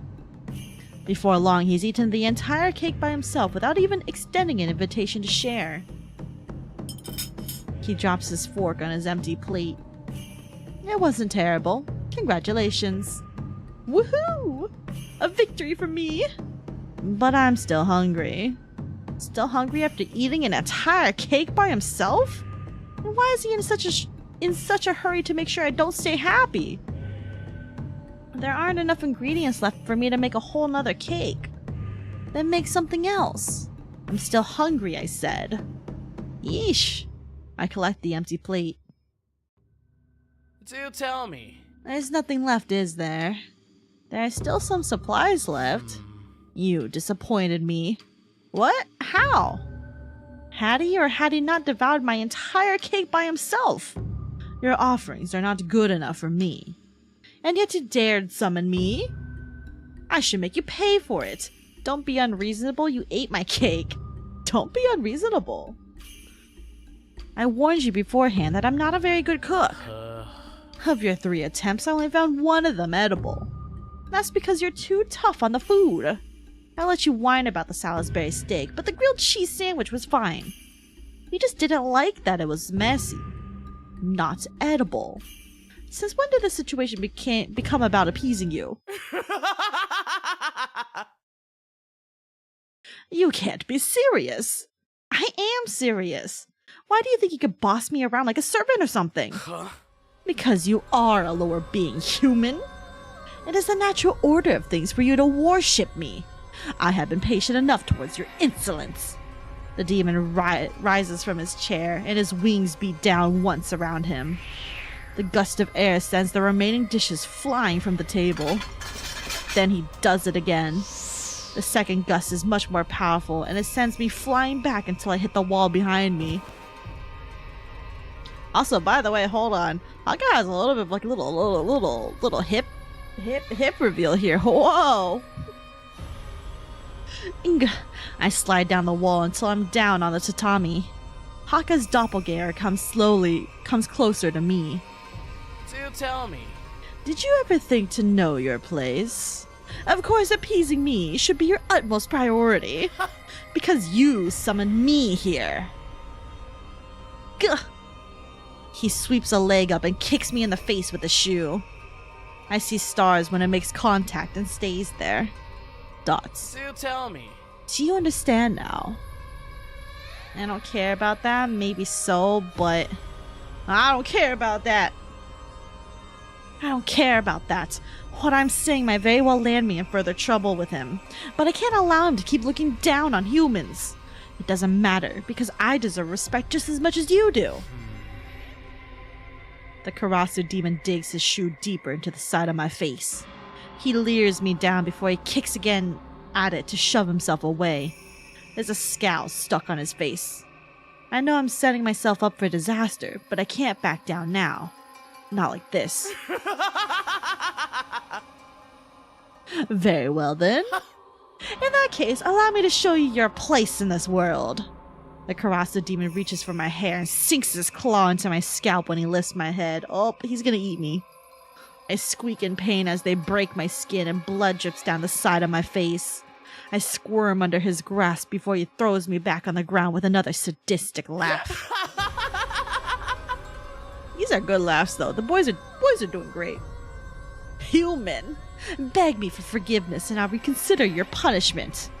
Gah. I'm too disoriented to respond. I sit up from where I've been flung aside and slowly try to recollect myself. Dash? Dots. Dots. Did something happen? Everything abruptly goes still. Oh, yeah, he's gonna eat me. I look up and see that the Karasu demon is licking the blood from his nails. Uh-oh. He's doing that and then... delicious. What? Uh-oh. I found it. You mean no one's ever given you a live sacrifice before? I finally found it. You were useful to me after all. Oh my god. Holy shit. Oh, whoa. You are so delicious. I can't believe I didn't think of this before. Holy shit. This is more graphic than I thought. As he claws past my skin and chews on whatever he can rake out from under it, I don't feel any pain. Why? Is it just so painful that I don't feel anything anymore? The body is a strange thing. I watch as the Karasu demon helps himself to my innards, pulling my organs out from beneath my ribs like I'm a piñata full of candy. Oh, this is fucked up. My blood stains his teeth. He gets little stringy pieces of meat caught in them every now and then. I close my eyes when I see him start slurping down another piece of me. Holy shit, Haka. Maybe that's my liver? A kidney or something. I don't know. I just...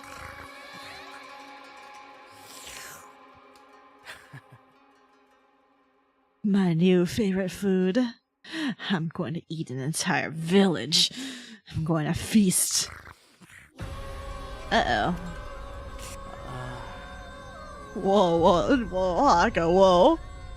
What have I summoned into this world? Well, you're dead now. More as expected? Real. Once I saw everything was about offerings, I'm like, oh, he's gonna eat us.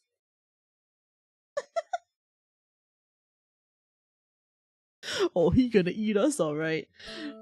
Man, that's gnarly.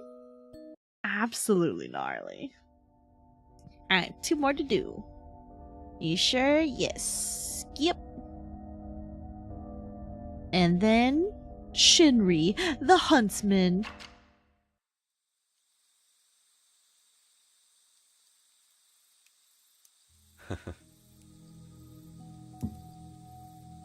So, what do you think? That's just about all I have for the seasoning, but I find just a little salt and pepper goes a long way. Also, in the previews, I think Shinri and Axel were like the most quote-unquote normalist ones, so let's see what fucked up things happen in this one, huh? Best to enjoy it fresh. The mysterious huntsman who'd found me lost in the forest has gone as far as to spend his day fishing for a meal. He'd been so informative and helpful to me up until now. He let me know that there's no guild called Tempus in this land. He'd even believed me when I said I'm probably from a parallel world. We're sharing what he'd caught now under a blanket of twinkling stars. It's funny how calm I feel even when I'm lost in an unknown place. After taking a bite into the side of the fish he'd prepare, I revel in its taste. Perfectly crispy and evenly roasted over a campfire. It's delicious! It's delicious. I can't get enough of it. Great to hear. Just make sure you chew it carefully. The bones on that type of fish can catch you off guard. I had no idea.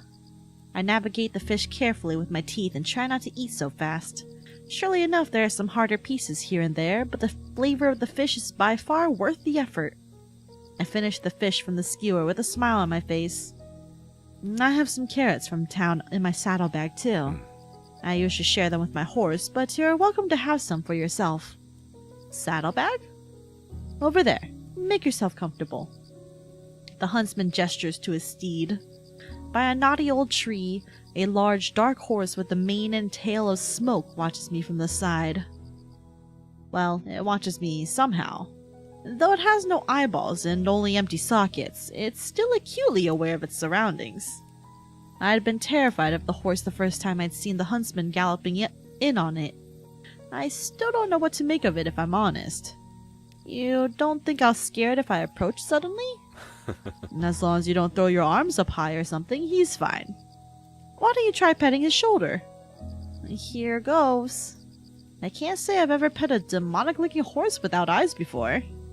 I make my way over and touch the side of his shoulder. Its coat twitches under my touch, but the horse otherwise doesn't leave its spot. He said hi, see? Really? Maybe. Maybe. I echo the huntsman before I sift through the saddlebag hanging off the side of the horse. Surely enough, the carrots he'd mentioned before are wrapped in plastic. The horse's attention is on the new snack. Don't worry. You can ignore him if you want to. He's spoiled and eats plenty. The huntsman mount seems to be denying the claim and nudges his nose towards the carrots. Though I see the huntsman shaking his head, I'm weak and unable to resist sharing. After fishing one of the sticks from the bag, I flatten my palm and offer it to the horse to eat. Crunch, crunch. And spoiled yet again. He's kind of cute. Oh yeah? Just don't let him know. Anyway, shall we roast the rest of those carrots? Good idea. After letting the huntsman horse finish, I bring the remaining carrots to his side by the fire. Say, what should I call you anyway? Me? You. I don't think you gave me your name, right? The huntsman is quiet. I carefully roast the carrots over the fire. It's best I don't give you my name, given the circumstances. Let's just say that I'm not so popular with the royals. So you're an outlaw or something? These lands are corrupt. I just try to set things straight. Ah, so he's more like a vigilante. That's okay. I'll just keep calling you huntsman then. Works for me. Sorry, not to share too many details. That's alright. You can call me Saphera. I feel like maybe names have a lot more power in here. Did I say something wrong? It's nothing. No. I just found it a little ironic. An acquaintance hinted I may run into someone named Saphera the other night. Small world, isn't it? Do I know your acquaintance? What's your acquaintance's name? We should all hang out together. Do I know your acquaintance? Do I maybe know your acquaintance? Possibly. I've had some conversation with him here and there, but we've yet to meet in person. You could call us pen pals. So it's long distance. Hopefully you two get to meet someday. Maybe someday, somehow. The carrots are finished. I sprinkle some salt across them. All done. You want some too? No, that's alright. You take them. Tomorrow will be a long day for you. You should rest up. You don't have to help me get home, you know. I feel bad making you go out of your way. I frown at him from around the carrot I'm eating. And leave you on your own? I can't do that. The fire plane's not too far from here, and that land has been in chaos ever since. To put it simply, the nearest kingdom is too dangerous for a stranger on their own. Don't worry. It's no trouble at all for me to help you return to your own world, so don't worry about it. It'll be okay. We'll figure it out together, I promise. His smile puts me at ease. It would be rude to refuse his help at this point, right? And it's not bad either. After exploring this world a little on my own, he'd been the only person to hear me out, let alone be kind to me. Thank you, Huntsman. Don't get Stockholm Syndrome. After taking turns to bathe in the river, we wrap up the night fairly early. I'm more exhausted than I thought. It doesn't take me long before I drift off to sleep. Or at least think I'm asleep when I hear the huntsman talking. To himself? Hey, are you there? So you hear me too? Nobody is there, right? I don't hear another voice responding to him. Saphera arrived on my side. Me? I'm losing you. Say that again? I strain to listen harder, but there's still no other voice present. Dots. The huntsman is talking to himself outside my tent as if someone is there with him. Dots. I wonder if I should worry. I'm not sure. Don't worry. I know. Don't worry. I'll keep Saphera safe. I'll try and keep you posted around this time again. The conversation with himself ends. Everything goes quiet, and I hear the huntsman shuffling over to his own tent. Dots. Too sleepy to keep pondering, I drift off into slumber. Is he talking to Shinri from the other world? Sleep well? The huntsman greets me when I see him the next morning. I remember how unsettling it had been to hear him carry on a conversation with himself last night. Should I try bringing it up now? I think the smart thing to do is keep it to yourself, TBH. Oh, actually, save here. Keep it to myself. No, I think I'll keep it to myself. I'm lacking context, and I'd prefer he bring it up with me of his own accord. If he feels comfortable enough to explain, I should trust that he will. I have no reason not to think so, right? He's taken such good care of me so far. I slept fine. I didn't wake you, did I? I thought I heard you stirring around there for a while. Oh, no, not at all. I hear my own nervousness surfacing in my voice. The huntsman reads past it, and I can tell he knows I'm actually flustered. I avert my gaze elsewhere, but he addresses what I'd wondered last night directly. I contacted my acquaintance last night. The one who made me think I might find you here in this forest. I hadn't heard his acquaintance respond, though. The huntsman is being open with me, showing me all his cards, and yet it doesn't add up. I see. What did he say? If you don't mind me asking. He said that he hopes you find your way home soon. Why is there such sadness in his eyes when he smiles at me? A huntsman? Yes? You should know that I'm thankful for your help. I won't forget this. I'll tell everyone how you helped me and how kind a person you are. You don't need to do that. Maybe not, but I want to. If that's what you want, I won't stop you. Besides, stuck on this side, it's not like I'd even have a choice. You shouldn't say it like that. Who knows, maybe we could find a way to let you over for visits. He's still smiling, but it doesn't reach his eyes. We'll see. The huntsman gazes across the forest. Is he gonna keep me to himself? We should have breakfast soon, Saphera. It'll be okay. Let's head to town and see what we can find there, alright? Alright. For a moment, he pats my shoulder. He's so mysterious and kind. I just wish I could help him more. I wonder if I'll ever know what's passing through his mind. Dots.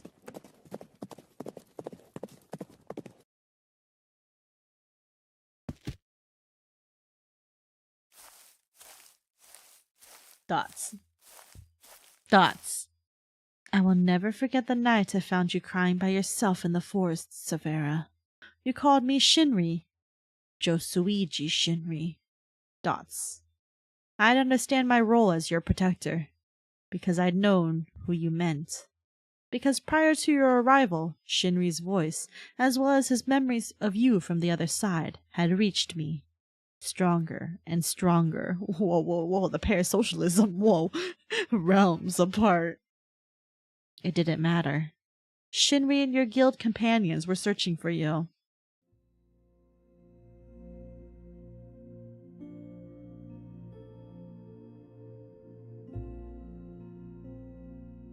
And so, from this side, we searched the lands together. Together on horseback, Saphera. Day by day, we traversed just about all of this Elysium in hopes of finding you a way home. But we'd failed. We spoke to mercenaries, to peasants, and to nobility, but none of them had ever heard of another Elysium. Maybe they hadn't, but I had. Because for reasons I hadn't told you, I had been wanted by many kingdoms for a long time. I wonder, have you heard of something called Doppelgänger? I'm too afraid to ask you, because if I do, and if the text I'd stolen from a certain king turned out to be true, it means that in order to leave this place, you have to... Huh? I have to what, die? Thank you for today. Let's take a break. Thank you for today. Thank you for today. We searched just about everywhere together, didn't we? I know you said you wanted to help, but I wouldn't blame you for stopping at this point. You're still feeling bad about it, I see. You worry too much about me. But for someone like me, it's fine not to, Saphera. Then again, that must be something you learned from your world. From the other me and your guildmates. Don't worry. No need for that. It'll be okay. I promised I'd help you find your way back, and I'm a man of my word. My words put you at ease. I watch as you huddle closer to our campfire and adjust the blanket over your shoulders. The two of us seem to have developed a routine by now. Just you and me here, with no one other than ourselves. Oh, I'm getting nervous. Some people go their whole lives without knowing this kind of simple happiness. I thought I would be one. How long has it been since you arrived? Because I'd come to enjoy your presence so much, I had lost track of time and stopped counting. Maybe it's been a couple of weeks now. Or had it been longer? Do you remember how long it's been since we started looking? No, I forgot. So you feel the same. I guess I stopped paying attention. I'll get back eventually. And this isn't terrible. You've been a good friend to me. I realize that no one said that to me before. I can't recall a time anyone has ever referred to me as their friend. I pull on the brim of my hat. I forgot to keep count too. I suppose it can't be helped, right? Anyway, you take your turn bathing first tonight. I need to make some preparations for tomorrow. Oh, yeah? Tomorrow? A few days ago, when I asked you about your birthday, you couldn't tell me. Ah, that. How can I explain that my memory doesn't go that far back? It's like this world is... I thought that was really sad, Huntsman. Oh, yeah? Did you? Of course you would. So we're celebrating your birthday tomorrow. Your birthday going forward will be 12/8. Oh my god, today? Oh my god, that's today. Don't forget, okay? If you say so. I tell you that I don't need it, but you're too excited for me to try and stop you. I'll take a bath now. Good. Take your time. The moonlight makes the river shine silver. I take my time in the water. My hair sticks to the nape of my neck when I wash it. Dots. Then I think about how you called me your friend. You'd gone as far to make up a birthday for me too. Dots. Dots. What if we were happy like this, Saphera? If you didn't want to go back anymore. Oh no, he's gonna keep me. No. I can't think like that. It's not right for you to stay here. I can't believe the thoughts are even surfacing in my mind right now. I close my eyes to try and escape them, and when I do, I see a memory. One of his memories. Oh, flashbang. Oh, oh my gosh, the Tempus Guild. It's morning. Shinri is happy and sharing a pot of coffee with you and your friends. Someone with 2 different colored eyes spills some on himself for Bettle, and his pet jingles loudly as it flees from the splash. A man with blonde hair is arm wrestling with a smaller man in a ponytail. Oh? Oh? A young man in white and blue is carrying a still sleeping red-headed teammate into the room on his back. Did he just not want to wake up? Seems like it, haha. Let's give him 30 minutes. That's cute. Dots. I see things for what they are. Life together with me in this miserable parallel world could never compare to something like the life you had before. So I'll send you home. I'll send you somewhere happier without hesitation. And according to that text I'd stolen from the ice plane, about the project called Doppelgänger, I know exactly what I'm doing. Dots. I have to help you finish the route we're trapped in. Oh my god, we're fourth wall breaking? Today is the huntsman's birthday. Since he told me he couldn't remember his real one, I thought it might be fun to try celebrating today. He doesn't know it, but I managed to prepare a gift. I'm excited to give it to him. If only I could actually find him. He's not in his tent. Weird. Huntsman? Are you there? Aside from me, our camp is empty. His horse is gone. I have a sinking feeling in my stomach. Search deeper into the forest, leave to search for town. Oh, both of these are terrible, but let's go into the forest, I guess. Oh, that's not spooky at all. I searched the deeper parts of the forest for him, but there's no sign of him anywhere. Huntsman? I call for him again, and am still not met by a response. Why do I feel like something terrible has happened to him? No, I can't panic. I need to stay calm. Let's go deeper into the forest. What's the worst that can happen? Huntsman? Okay. Alright, town. I hurry from the forest to the meadows I remember. Huntsman? And what I see next is... What the fuck? Bro! Ain't no way. I can imagine Bettle hiding in the forest telling jokes to the animals and trees. Oh man, you missed out. Bettle's route was sad. Shinny's route is sad too, in a different way. God damn it. The huntsman is lying on the ground. An arrow protrudes from his chest. Hello, Magikarp, welcome. We're witnessing death. His dark hair is pooled around his head, and his hat sags from its usual position. This is really pretty art, though. I came in at a bad time? Now you came in at a good time. So much tragedy, huh? You could say that. His blood stains the blades of grass beneath him in a dark, gritty red. And he looks at me. I see it dribbling down the side of his mouth as well. How long has he been like this? Who did this to you? I fall to his side. I can't believe my eyes. I'm sorry. I didn't want you to see. As I reach for the arrow in his chest, the huntsman touches the side of my wrist to stop me. Listen to me. It's okay. It's not okay. You need help. Saphera. My eyes are flooding with tears. I can't stand the sight of him hurting like this. Am I too late? Can he still be saved? Don't cry. This may not make sense to you, but I did this to myself. No, stop. I did this to send you home. To himself? For me? I never wanted this. My throat is burning. I hiccup and sob, unable to keep myself under control. Don't cry anymore, okay? Sorry. I don't want you to cry on my birthday. He musters his strength to smile. Even now, he's thinking of me. Your birthday was supposed to be today! It wasn't supposed to be like this! I wanted to do something special for you!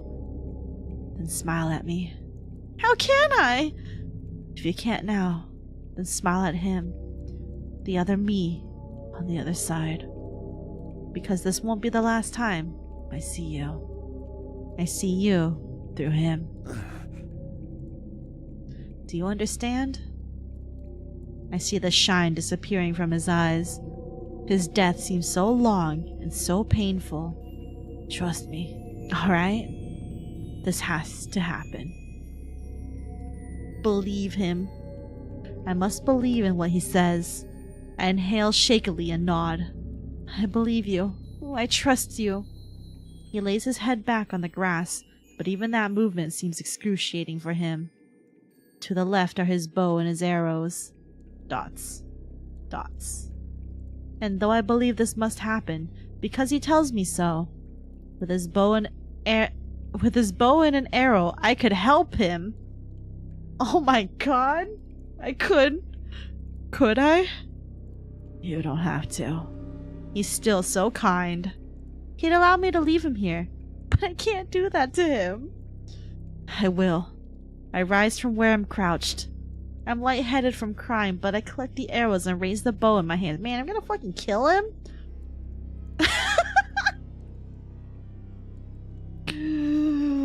Okay.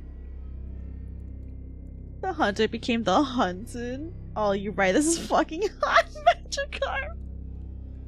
Even when he's dying, he's hot real. I aim between his eyes. His smile has finally met him. His smile has finally met them this time. I want to help him. I don't want him to hurt anymore. And most importantly, I want to smile for him on the other side. I draw the bow and... he is dead. Happy birthday, Huntsman. Man, that's fucked up. Even when he's dying, he's hot. Why must he die? Because it's a story, I guess. And his end is suffering real. You have acquired 5 keys. Imagine you missed real, or you didn't do like the final blow. Like it's like not a non-vital thing that you did. That'd be even more fucked up. My railroaded VN pain. It's very railroaded, but it's fine. It makes it so it doesn't go on 5 ever. Yes, and skip. Alright, so we have done Altair, Axel, Battle, Haka, and Shinri. Last but not least, Abandoned Automaton, Machina X Fleon. Are you sure you aren't getting the bad ends only? I think you can only get bad ends in here. Alright, let's see. Let's see if Fleons are out.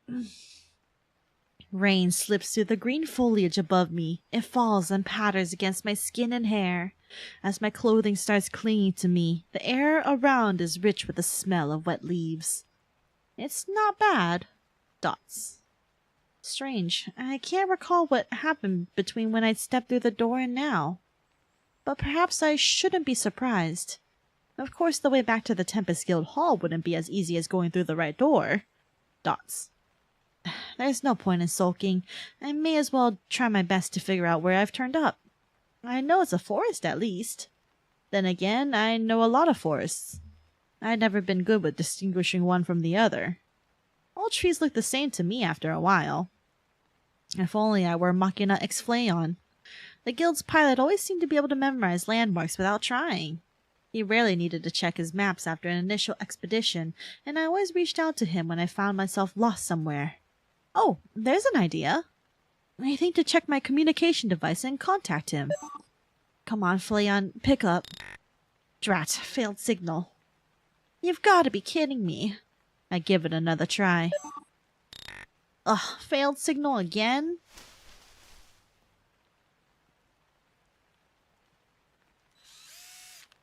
I hear something or someone approaching, but I have no weapon. Turning to face the source, I raise my fists in case I need them. But when I do, I see someone familiar. Cute! Red hair dripping in close to his face. Flayon seems to have found me here in the woods. I see. It's you. Where did you go for so long? I waited here for years and years. I thought that maybe you wouldn't come back for me. Oh no, we're gonna get the attachment version of Flayon. It's all bad. It's all bad ends. Always has been real. But it's really you. Dots. How beautiful. I'm so happy I could die, Master. Oh no, he calls me Master. Oh no. Yandere, let's go real. Are you Flayon? You waited for years and years? You waited for years and years? You said you waited here for years and years? How long have you been by yourself? I don't think I'm the person he means by his master, but I still need to try and figure out more about where I am. Anything helps. I lost count. You left me here a long time ago, so I can't remember. Sorry, but there's no way. Flayon's lookalike seemed unhappy with my denial. He won't let me have this. He stares at me as if I'm lying to him. Uh-oh. Now it's getting good. This is what we need? No, is it? Is it really? Fine. What makes you so sure it was me? Your name is Saphera. Question mark exclamation point? So I was right. It could still be a coincidence. I refuse to believe I'd do something so cruel. I'd never abandon anyone in the woods like this for who knows how long. I don't blame you for what you did, Master. After all, you're the reason I exist. There's such finality and weight to what he says. He believes to the bottom of his core that I'm his master. But what does he even mean by that? I only feel more confused than I did before. Are you Flayon? Is exactly what was needed? Flayon, is that you? If this is Flayon, something is very wrong with him. Dots. The smile on his face dims. It's at this moment that perhaps both of us realize that we've been mistaken. That has to be the reason. The disappointment is showing on his face. Just a no.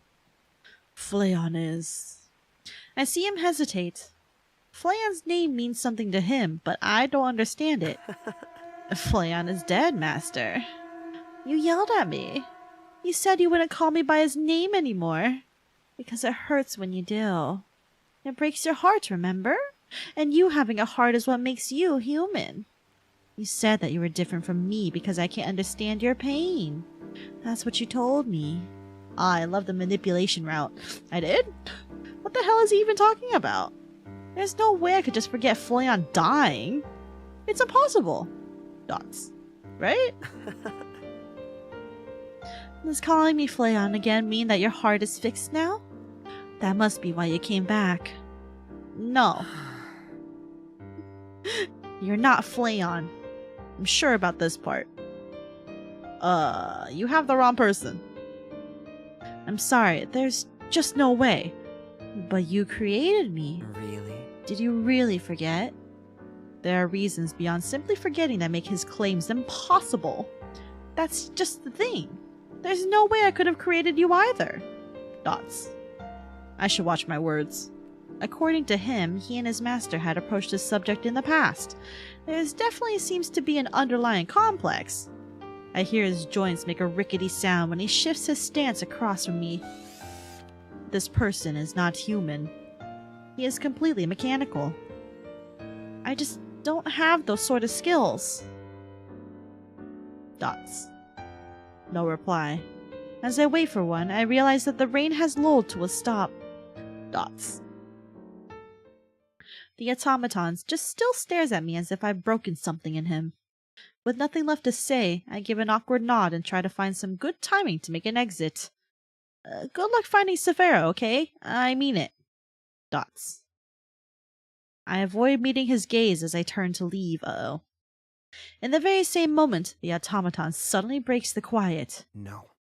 You can't. Uh-oh. No! Oh, God. Don't leave me anymore.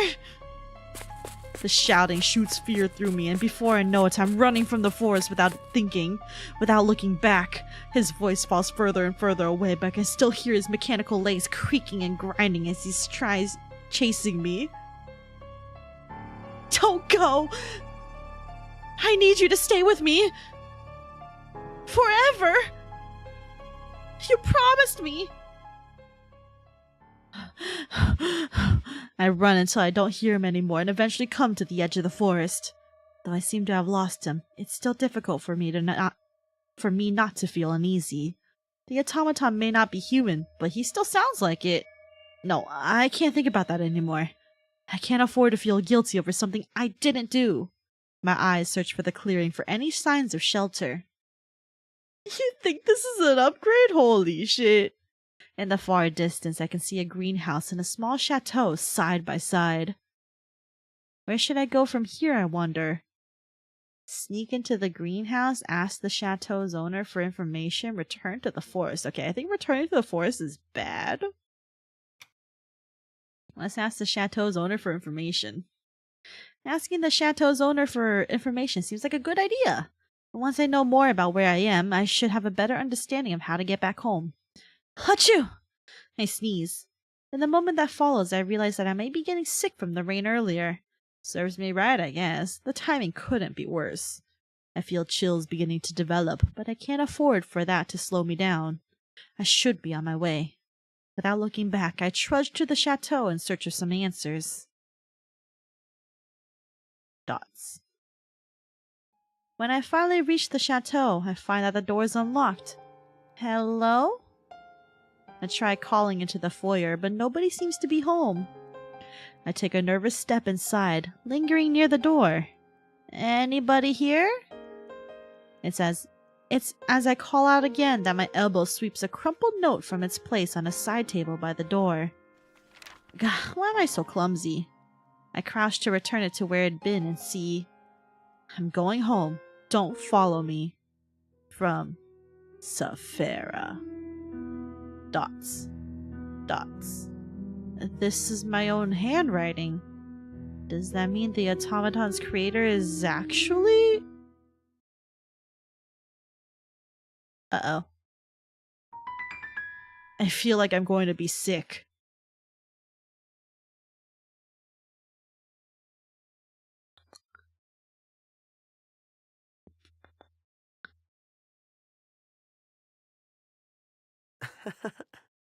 Of course you would come home. I know you better than anyone else.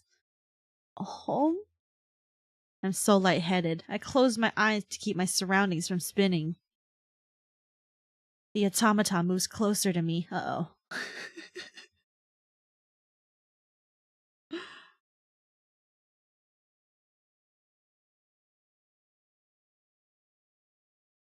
This is your home. Dots. I like his little fangs, by the way. When I awaken, I find myself in a room I don't recognize. Somehow, I'm in a pair of cotton pajamas that fit me perfectly. What's happening? Oh, God. You were sleeping for a while. Seems I can't escape the automaton. Do you remember your home yet, Master? Don't call me that. Just Saphera is fine. Anyway, I'm still confused. You carried me back here after I fainted? Where did the pajamas come from? These are your pajamas, Saphera. You pushed yourself outside in the rain when you came home, and when you came home, you collapsed. So of course I changed your clothes for you and put you in bed. Bro saw me naked. His face lights up with affection and pride, but I just feel violated, yeah. Does he think I'm going to thank him for that?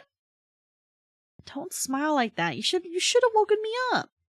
I tried, you know, but you didn't wake up. I couldn't leave you there on the ground wet and sick. Run hands with the... No. You're never happy with me lately. Not then and not now. I don't know what I'm supposed to do. Dots. I watch him for a long moment, lacking any words that might comfort him.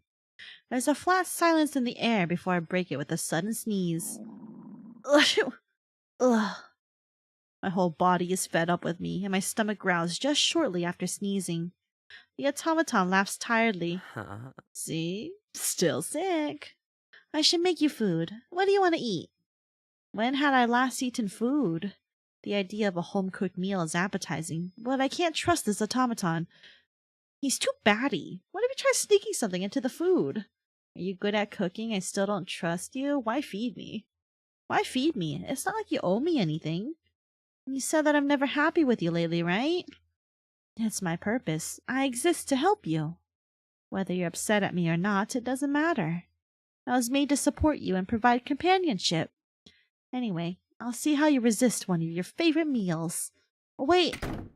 Before I can protest, the automaton leaves for the kitchen.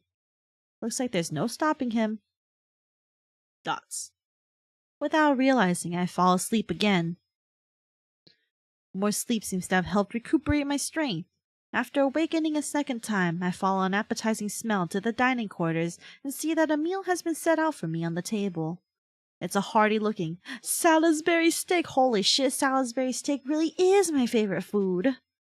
One of my favorites. As I stare at it, I consider that maybe the automaton actually has met some version of me. This place might still be a parallel world or something, right?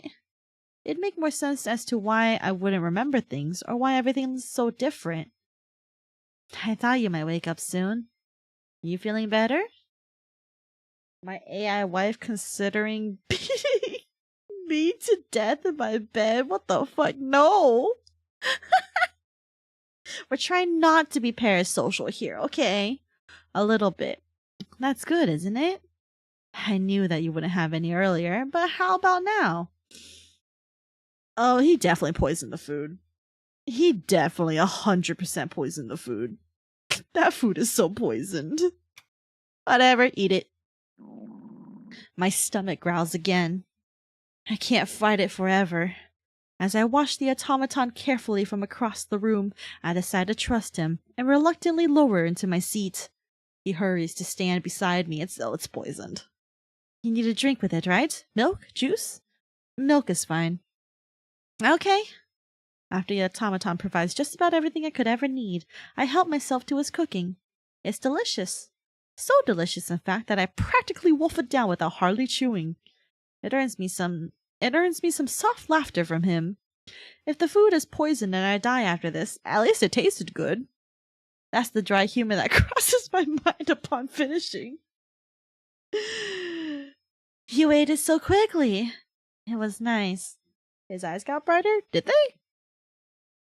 I know they were always pretty. I wiped my mouth with one of the napkins I'd forgotten to put on my lap. Do you want more? I can make more for you if you want.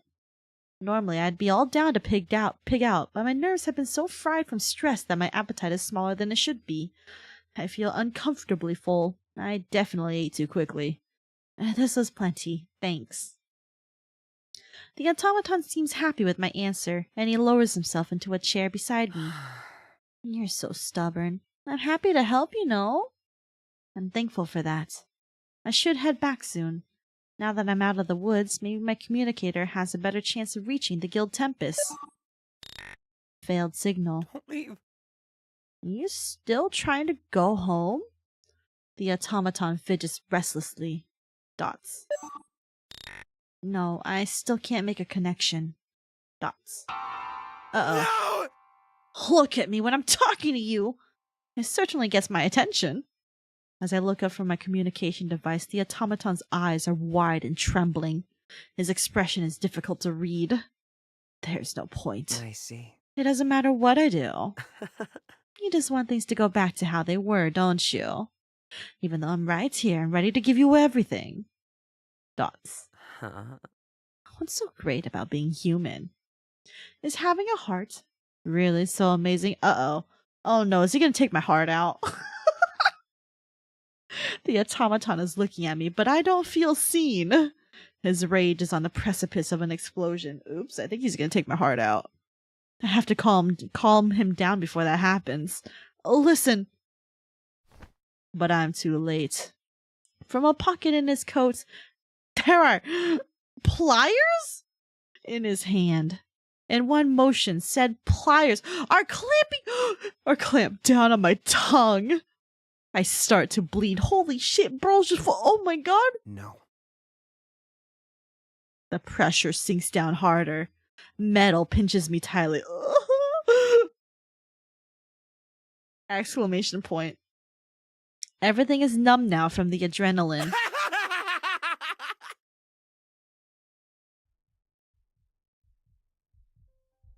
The automaton retracts his hand, pliers still in them.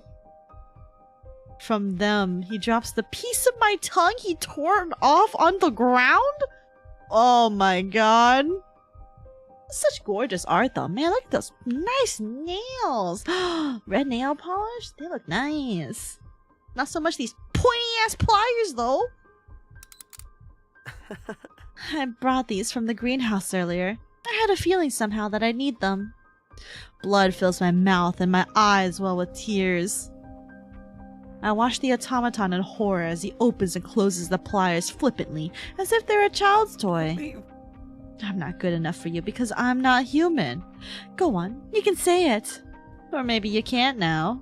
I'm not good enough for you because we're so different. Because I don't have a heart. With a plier shut in his fist, he laughs at me before plunging them deep into my chest. You're not gonna get my heart out with fucking pliers! I scream as loud as I can. The automaton fails to react. He keeps muttering to himself. But just think, what if neither of us had hearts? Wouldn't that make us perfect for each other? You'd finally stop hurting. You'd stop thinking about how I'm not Flayon. And I'd finally stop comparing myself to humans. He cranks the pliers back apart and spreads the wound he's inflicted. My blood bubbles up through the gaping hole. I'm going to die soon. There's no way I'm going to live through this. Shh. He coos to me as I dry sob. Just be still, okay? It'll all be over soon. His pliers dig further into me, and his other hand is placed on my cheek. His thumb wipes my tears away gently. I only manage a weak gasp. The tongs of his plier twist and puncture anything they can. My sight starts fading. Don't worry. Without this stupid heart of yours rooting you anymore, you'll be just like me. You'll finally know how I feel. That's why you'll forgive me if I stop it, right? He takes hold of my beating heart in his pliers and bursts a hole in it. Because even if you don't know any better, You're mine.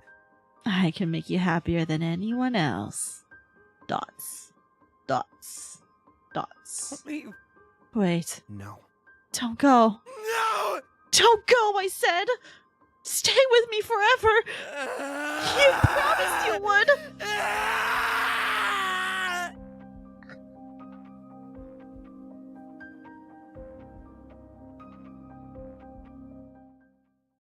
Okay.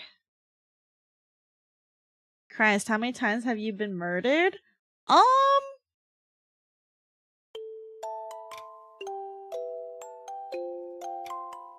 truth! Okay, Altair tortured me. Axel Cereals, we became, like, basically, like, fire devils together. Bettel did not kill me. Bettel actually perished. Shinwi perished.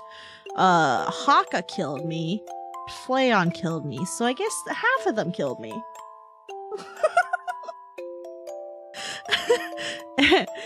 And the other three were just... yeah. So yeah. I guess if this game is telling me anything, the red flags are, Altair, Haka, and Flayon. Who would have thunk? It's not a bad rate, TBH. Half death? I guess. Alright, let's look at the truth. What was my name? Saphera? Yes? In the vast darkness, another door appears to you. A mysterious door with 6 keyholes, each of them with a different jewel-colored lining. As you approach it now, you know where it'll lead. After all, you've been through a lot to get here. You remember the many stories you witnessed and played a part in. The huntsmans, the Karasu demons, the abandoned automatons, the showmans, the exiled princes, the demon kings. All 6 keys you'd work hard to collect dissipate into the abyss. A lock clicks, and when you finally open the door,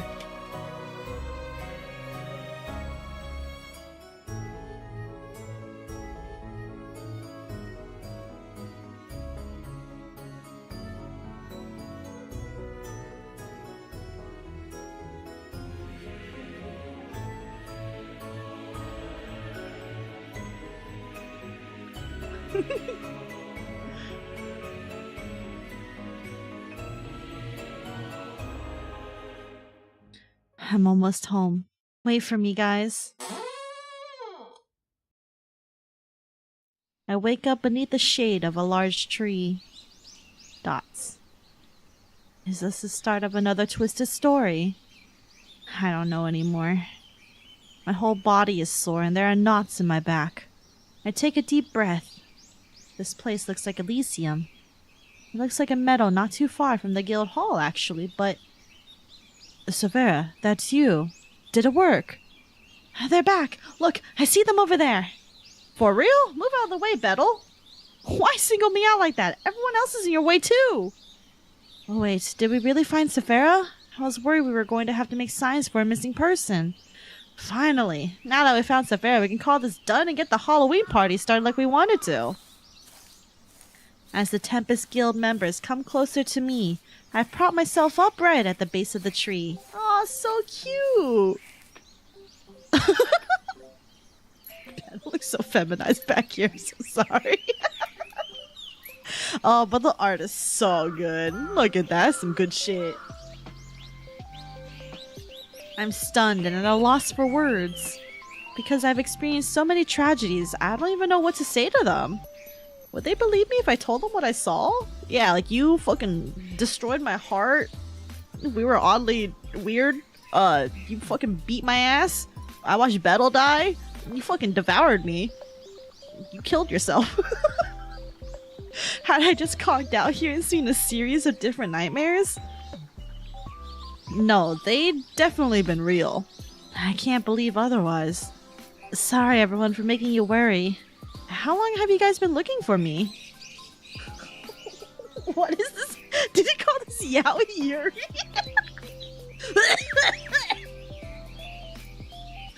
What the fuck does that even mean?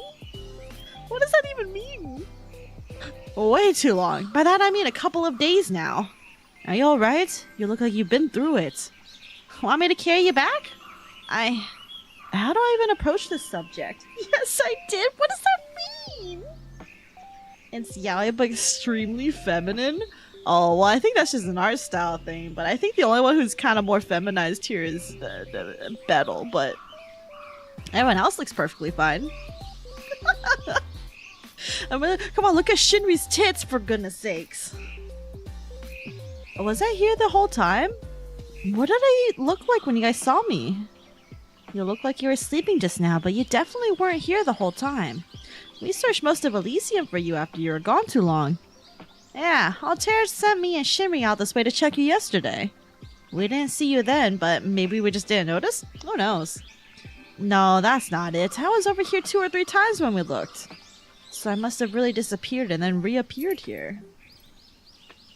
So Yaoi Yuri. I have never heard of this term before in my entire life, thanks chat. I physically wound up on the other side, just like I thought. And now after experiencing those 6 different tragedies, I'm back here.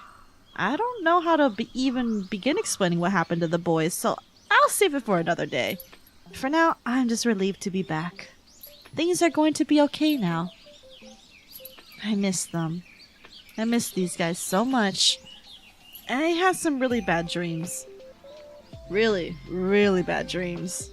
I don't know why I was out so long, but that's about all I can say. That's okay, I get it. I understand that feeling too. The 2 of them looked at each other as if they knew something I don't, before they look at me again. Dots. come to think of it, had other doppelgangers had come into contact with their other selves? Allegedly? I guess I'll just find an opportunity to ask them one day. Let's not beat around the bush. We should get Saphera up out of the dirt. So, are we still going to open the hall for the party?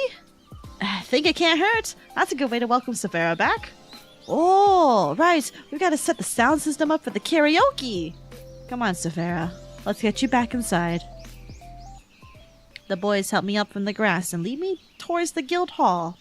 When I'm on both feet, I'm met by a group hug. Some of them muss my hair or tease me, but I don't pay attention because I'm home. I'm home. Finally, home. I'm where I belong. I can't even describe how relieved I am, how good that feels. As the Tempus Guild Hall slowly comes into view, I look forward to a Halloween spent together with my friends. Yippee! Hi, home. I'm 4 Elemental. Get out of here. Produced by the Holostars EN team. Hell yeah. Everyone did a great job. All the art was pretty good. The stories were decently written. They definitely could have had a lot more depth into them, but you know, for their first VN produced and stuff, I think it was just fine.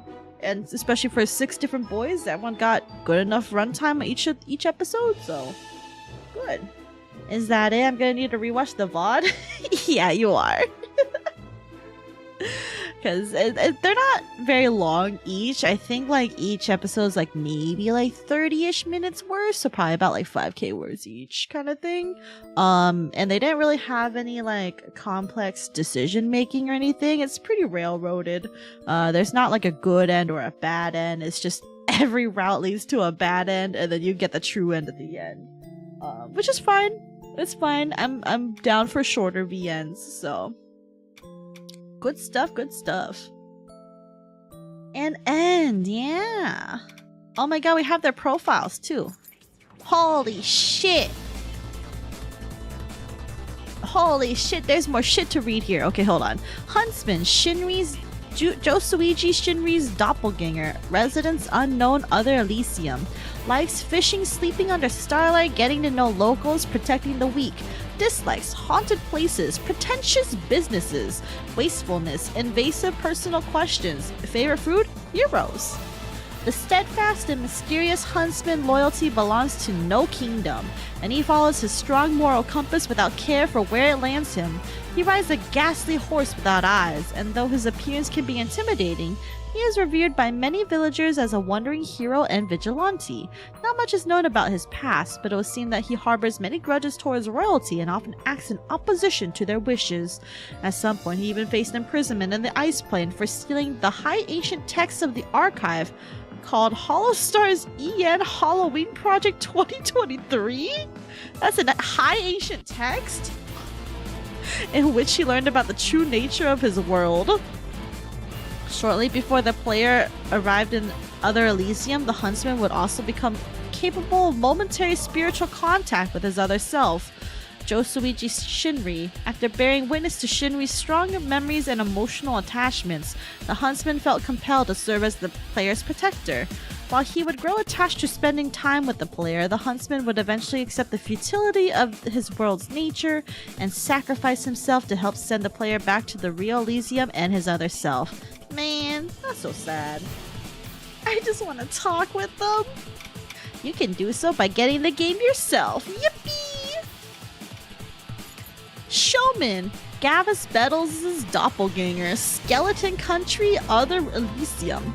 Likes being in the spotlight, collecting perfume, wearing costumes, telling people no refunds.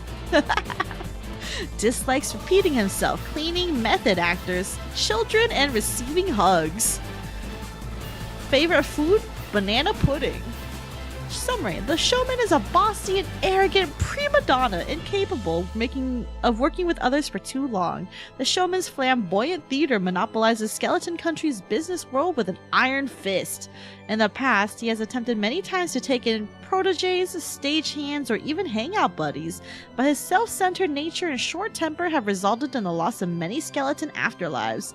Eventually, this would become most of Skeleton Country's population.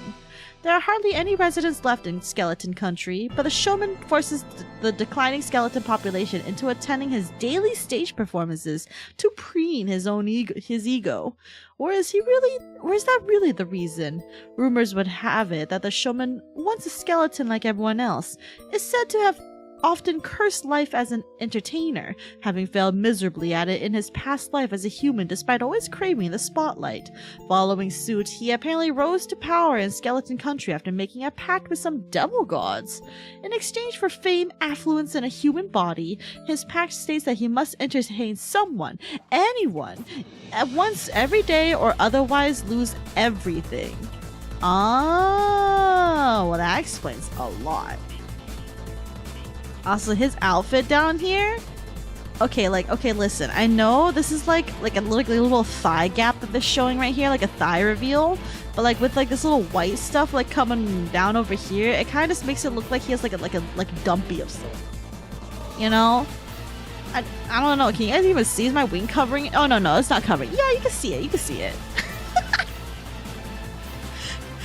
I could not help but keep being distracted by that. I'm normal, I promise. Karasu Demon, Bonzo and Haka's doppelganger, Spear Realm, other Xenokuni, likes having his hair played with, ornate trinkets, crystals, and flowers. Dislikes when food gets trapped under his nails, being wet, stuffy clothing, ugliness. Favorite food, crab is crossed out, human meat. The prideful Karasu Demon of Legend was once revered by a long-standing cult of worshippers located deep in the forest of the other Xenokuni. He can only be summoned when bestowed an offering of blood at a shrine, and while powerful enough to manifest someone's darkest desires, he is recorded in myth as one of the most volatile and demanding demons of all cultures. There are many accurate accounts of encounters with him going sour, as well as folktales where desperate humans met their own demise by his hand after he deemed their desires unworthy. Because the Karasu Demon is rarely summoned to the physical realm, when he is often extremely hungry after a long period of dormancy. Having existed for centuries, he has consumed all sorts of offerings which have made his palate and expectations all the more difficult to satisfy.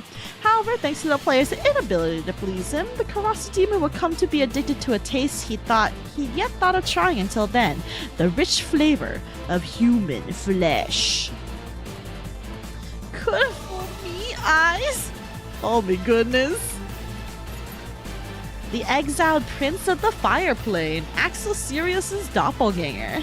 Residence, the Fireplane, Other Elysium. Likes instigating conflict, teasing others, hot baths, getting sweaty. Okay. Dislikes becoming bored, boat rides, singing, a lack of challenge. Favorite food, anything with mushrooms. Is it because of the mushroom's phallic shape? I'm so sorry. And though his easygoing disposition may be misleading, no one enjoys chaos quite as much as the exiled prince of the Fireplane. He is a powerful flame devil, and was the next in line to rule when his father dominated all of the Other Elysium.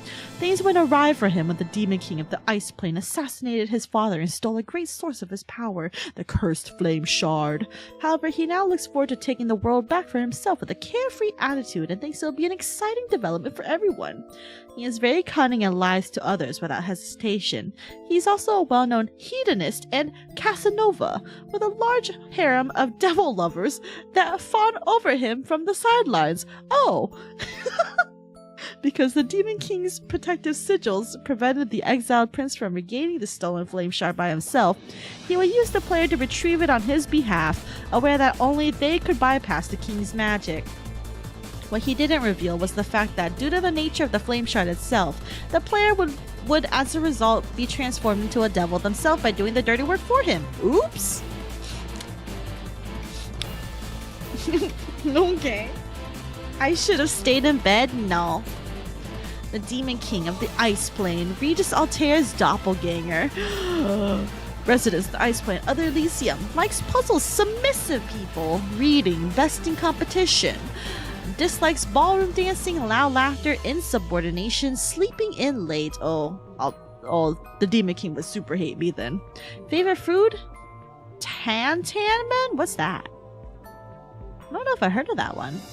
Cruelty comes to the Demon King as naturally as breathing does. A tactician and a tyrant, he instills fear in all who meet him after having taken the throne of the Ice Plane by force. With both ease and elegance, the Demon King was quick to dominate all lands, including the former ruling kingdom of devils, the Fire Plane. Presently unthreatened by any opposition, he now spends his day in search of other nations to conquer. One day, he would dream of another world and another version of himself through numerous following prophetic dreams and the discovery of high ancient texts belonging to an archive called Holostars EN Halloween Project 2023.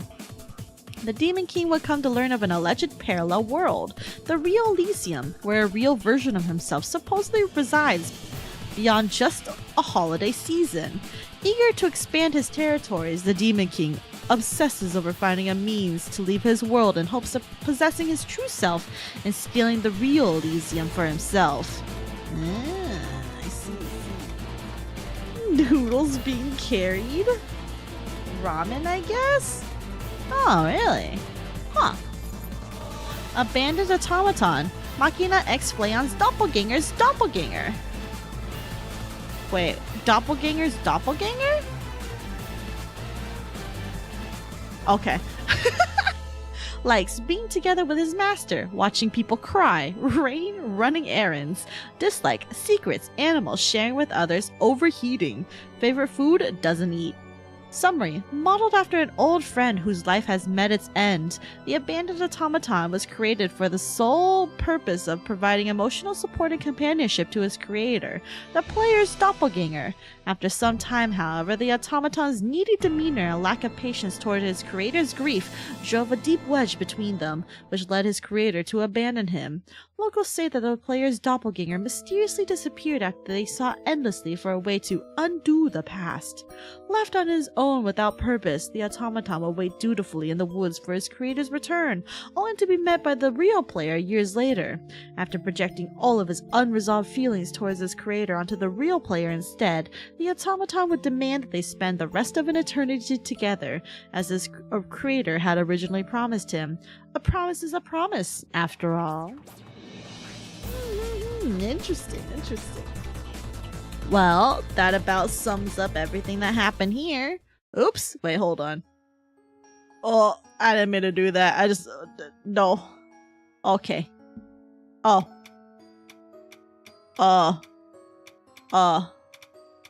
Okay, well, I guess that's it. Okay, that's it. Oops. Okay. That's all. Well, that was horrifying. It was a very fun visual novel. So I'm happy. I'm happy that the Holostars EN boys got their own visual novel. Everyone did amazing jobs with their voice acting, like the little voice acting bits that they did. Everyone had some maniacal laughter, which was really good. And the art is beautiful.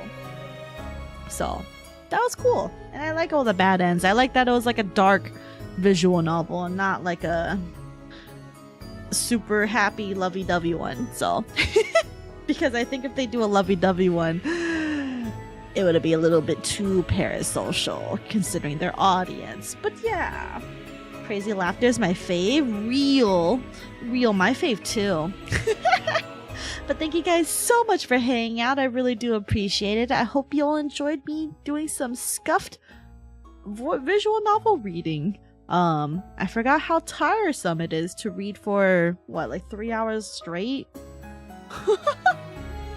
I'm just straight up just reading. That's a lot. So it really shouldn't. No, it's some good shit. But yeah, don't forget to check out Holostars EN Tempus boys. These people are actually VTubers. Their designs here are like their Halloweenified edgy versions. But do check out the boys. They're all amazing talented creators. My personal Oshi is Bettel. He's very funny. But I like all of Holostars EN. They're all very cool. And I never got into corpo VTubers until recently. Until basically Gabba's Battle TBH. But yeah. It's fun. There's some good stuff. It's always good to have other VTubers to look up for, even if they're corpo and all that. And good job to Covercorp, and also many thanks to Covercorp for even doing a visual novel for the boys. I'm appreciative. I know there's other like Holostars EN fan projects that are happening. So if those ever get released, I would like to play those too. I just watched Clips TBH. That's fine too. Clips can get things in a more digestible version. I myself haven't been able to watch a whole lot of streams lately, but occasionally I do. Like today, they did their party animals ones, and man, that shit is so chaotic. And ooh, I hope with future projects and things, they'll include the Armus boys too. That'll be fun too. But yeah, thank you guys so much again for hanging out. I don't know how to do YouTube redirects or anything. That's something I can even do. I don't even know who's on because I don't think Salmon's streaming, is she? Let me check something really quick. I don't think she is though. Cause then it's like midnight. And I don't have a lot of moots that stream at this time on YouTube of all things, so yeah, I think that's it actually. But no, yeah, good stream. Thank you. It's just because my brain bad. No, you're good. Thank you so much for hanging out. I really do appreciate it. For next stream, I'll be working on Library of Runa. I still have to do the Philip fight.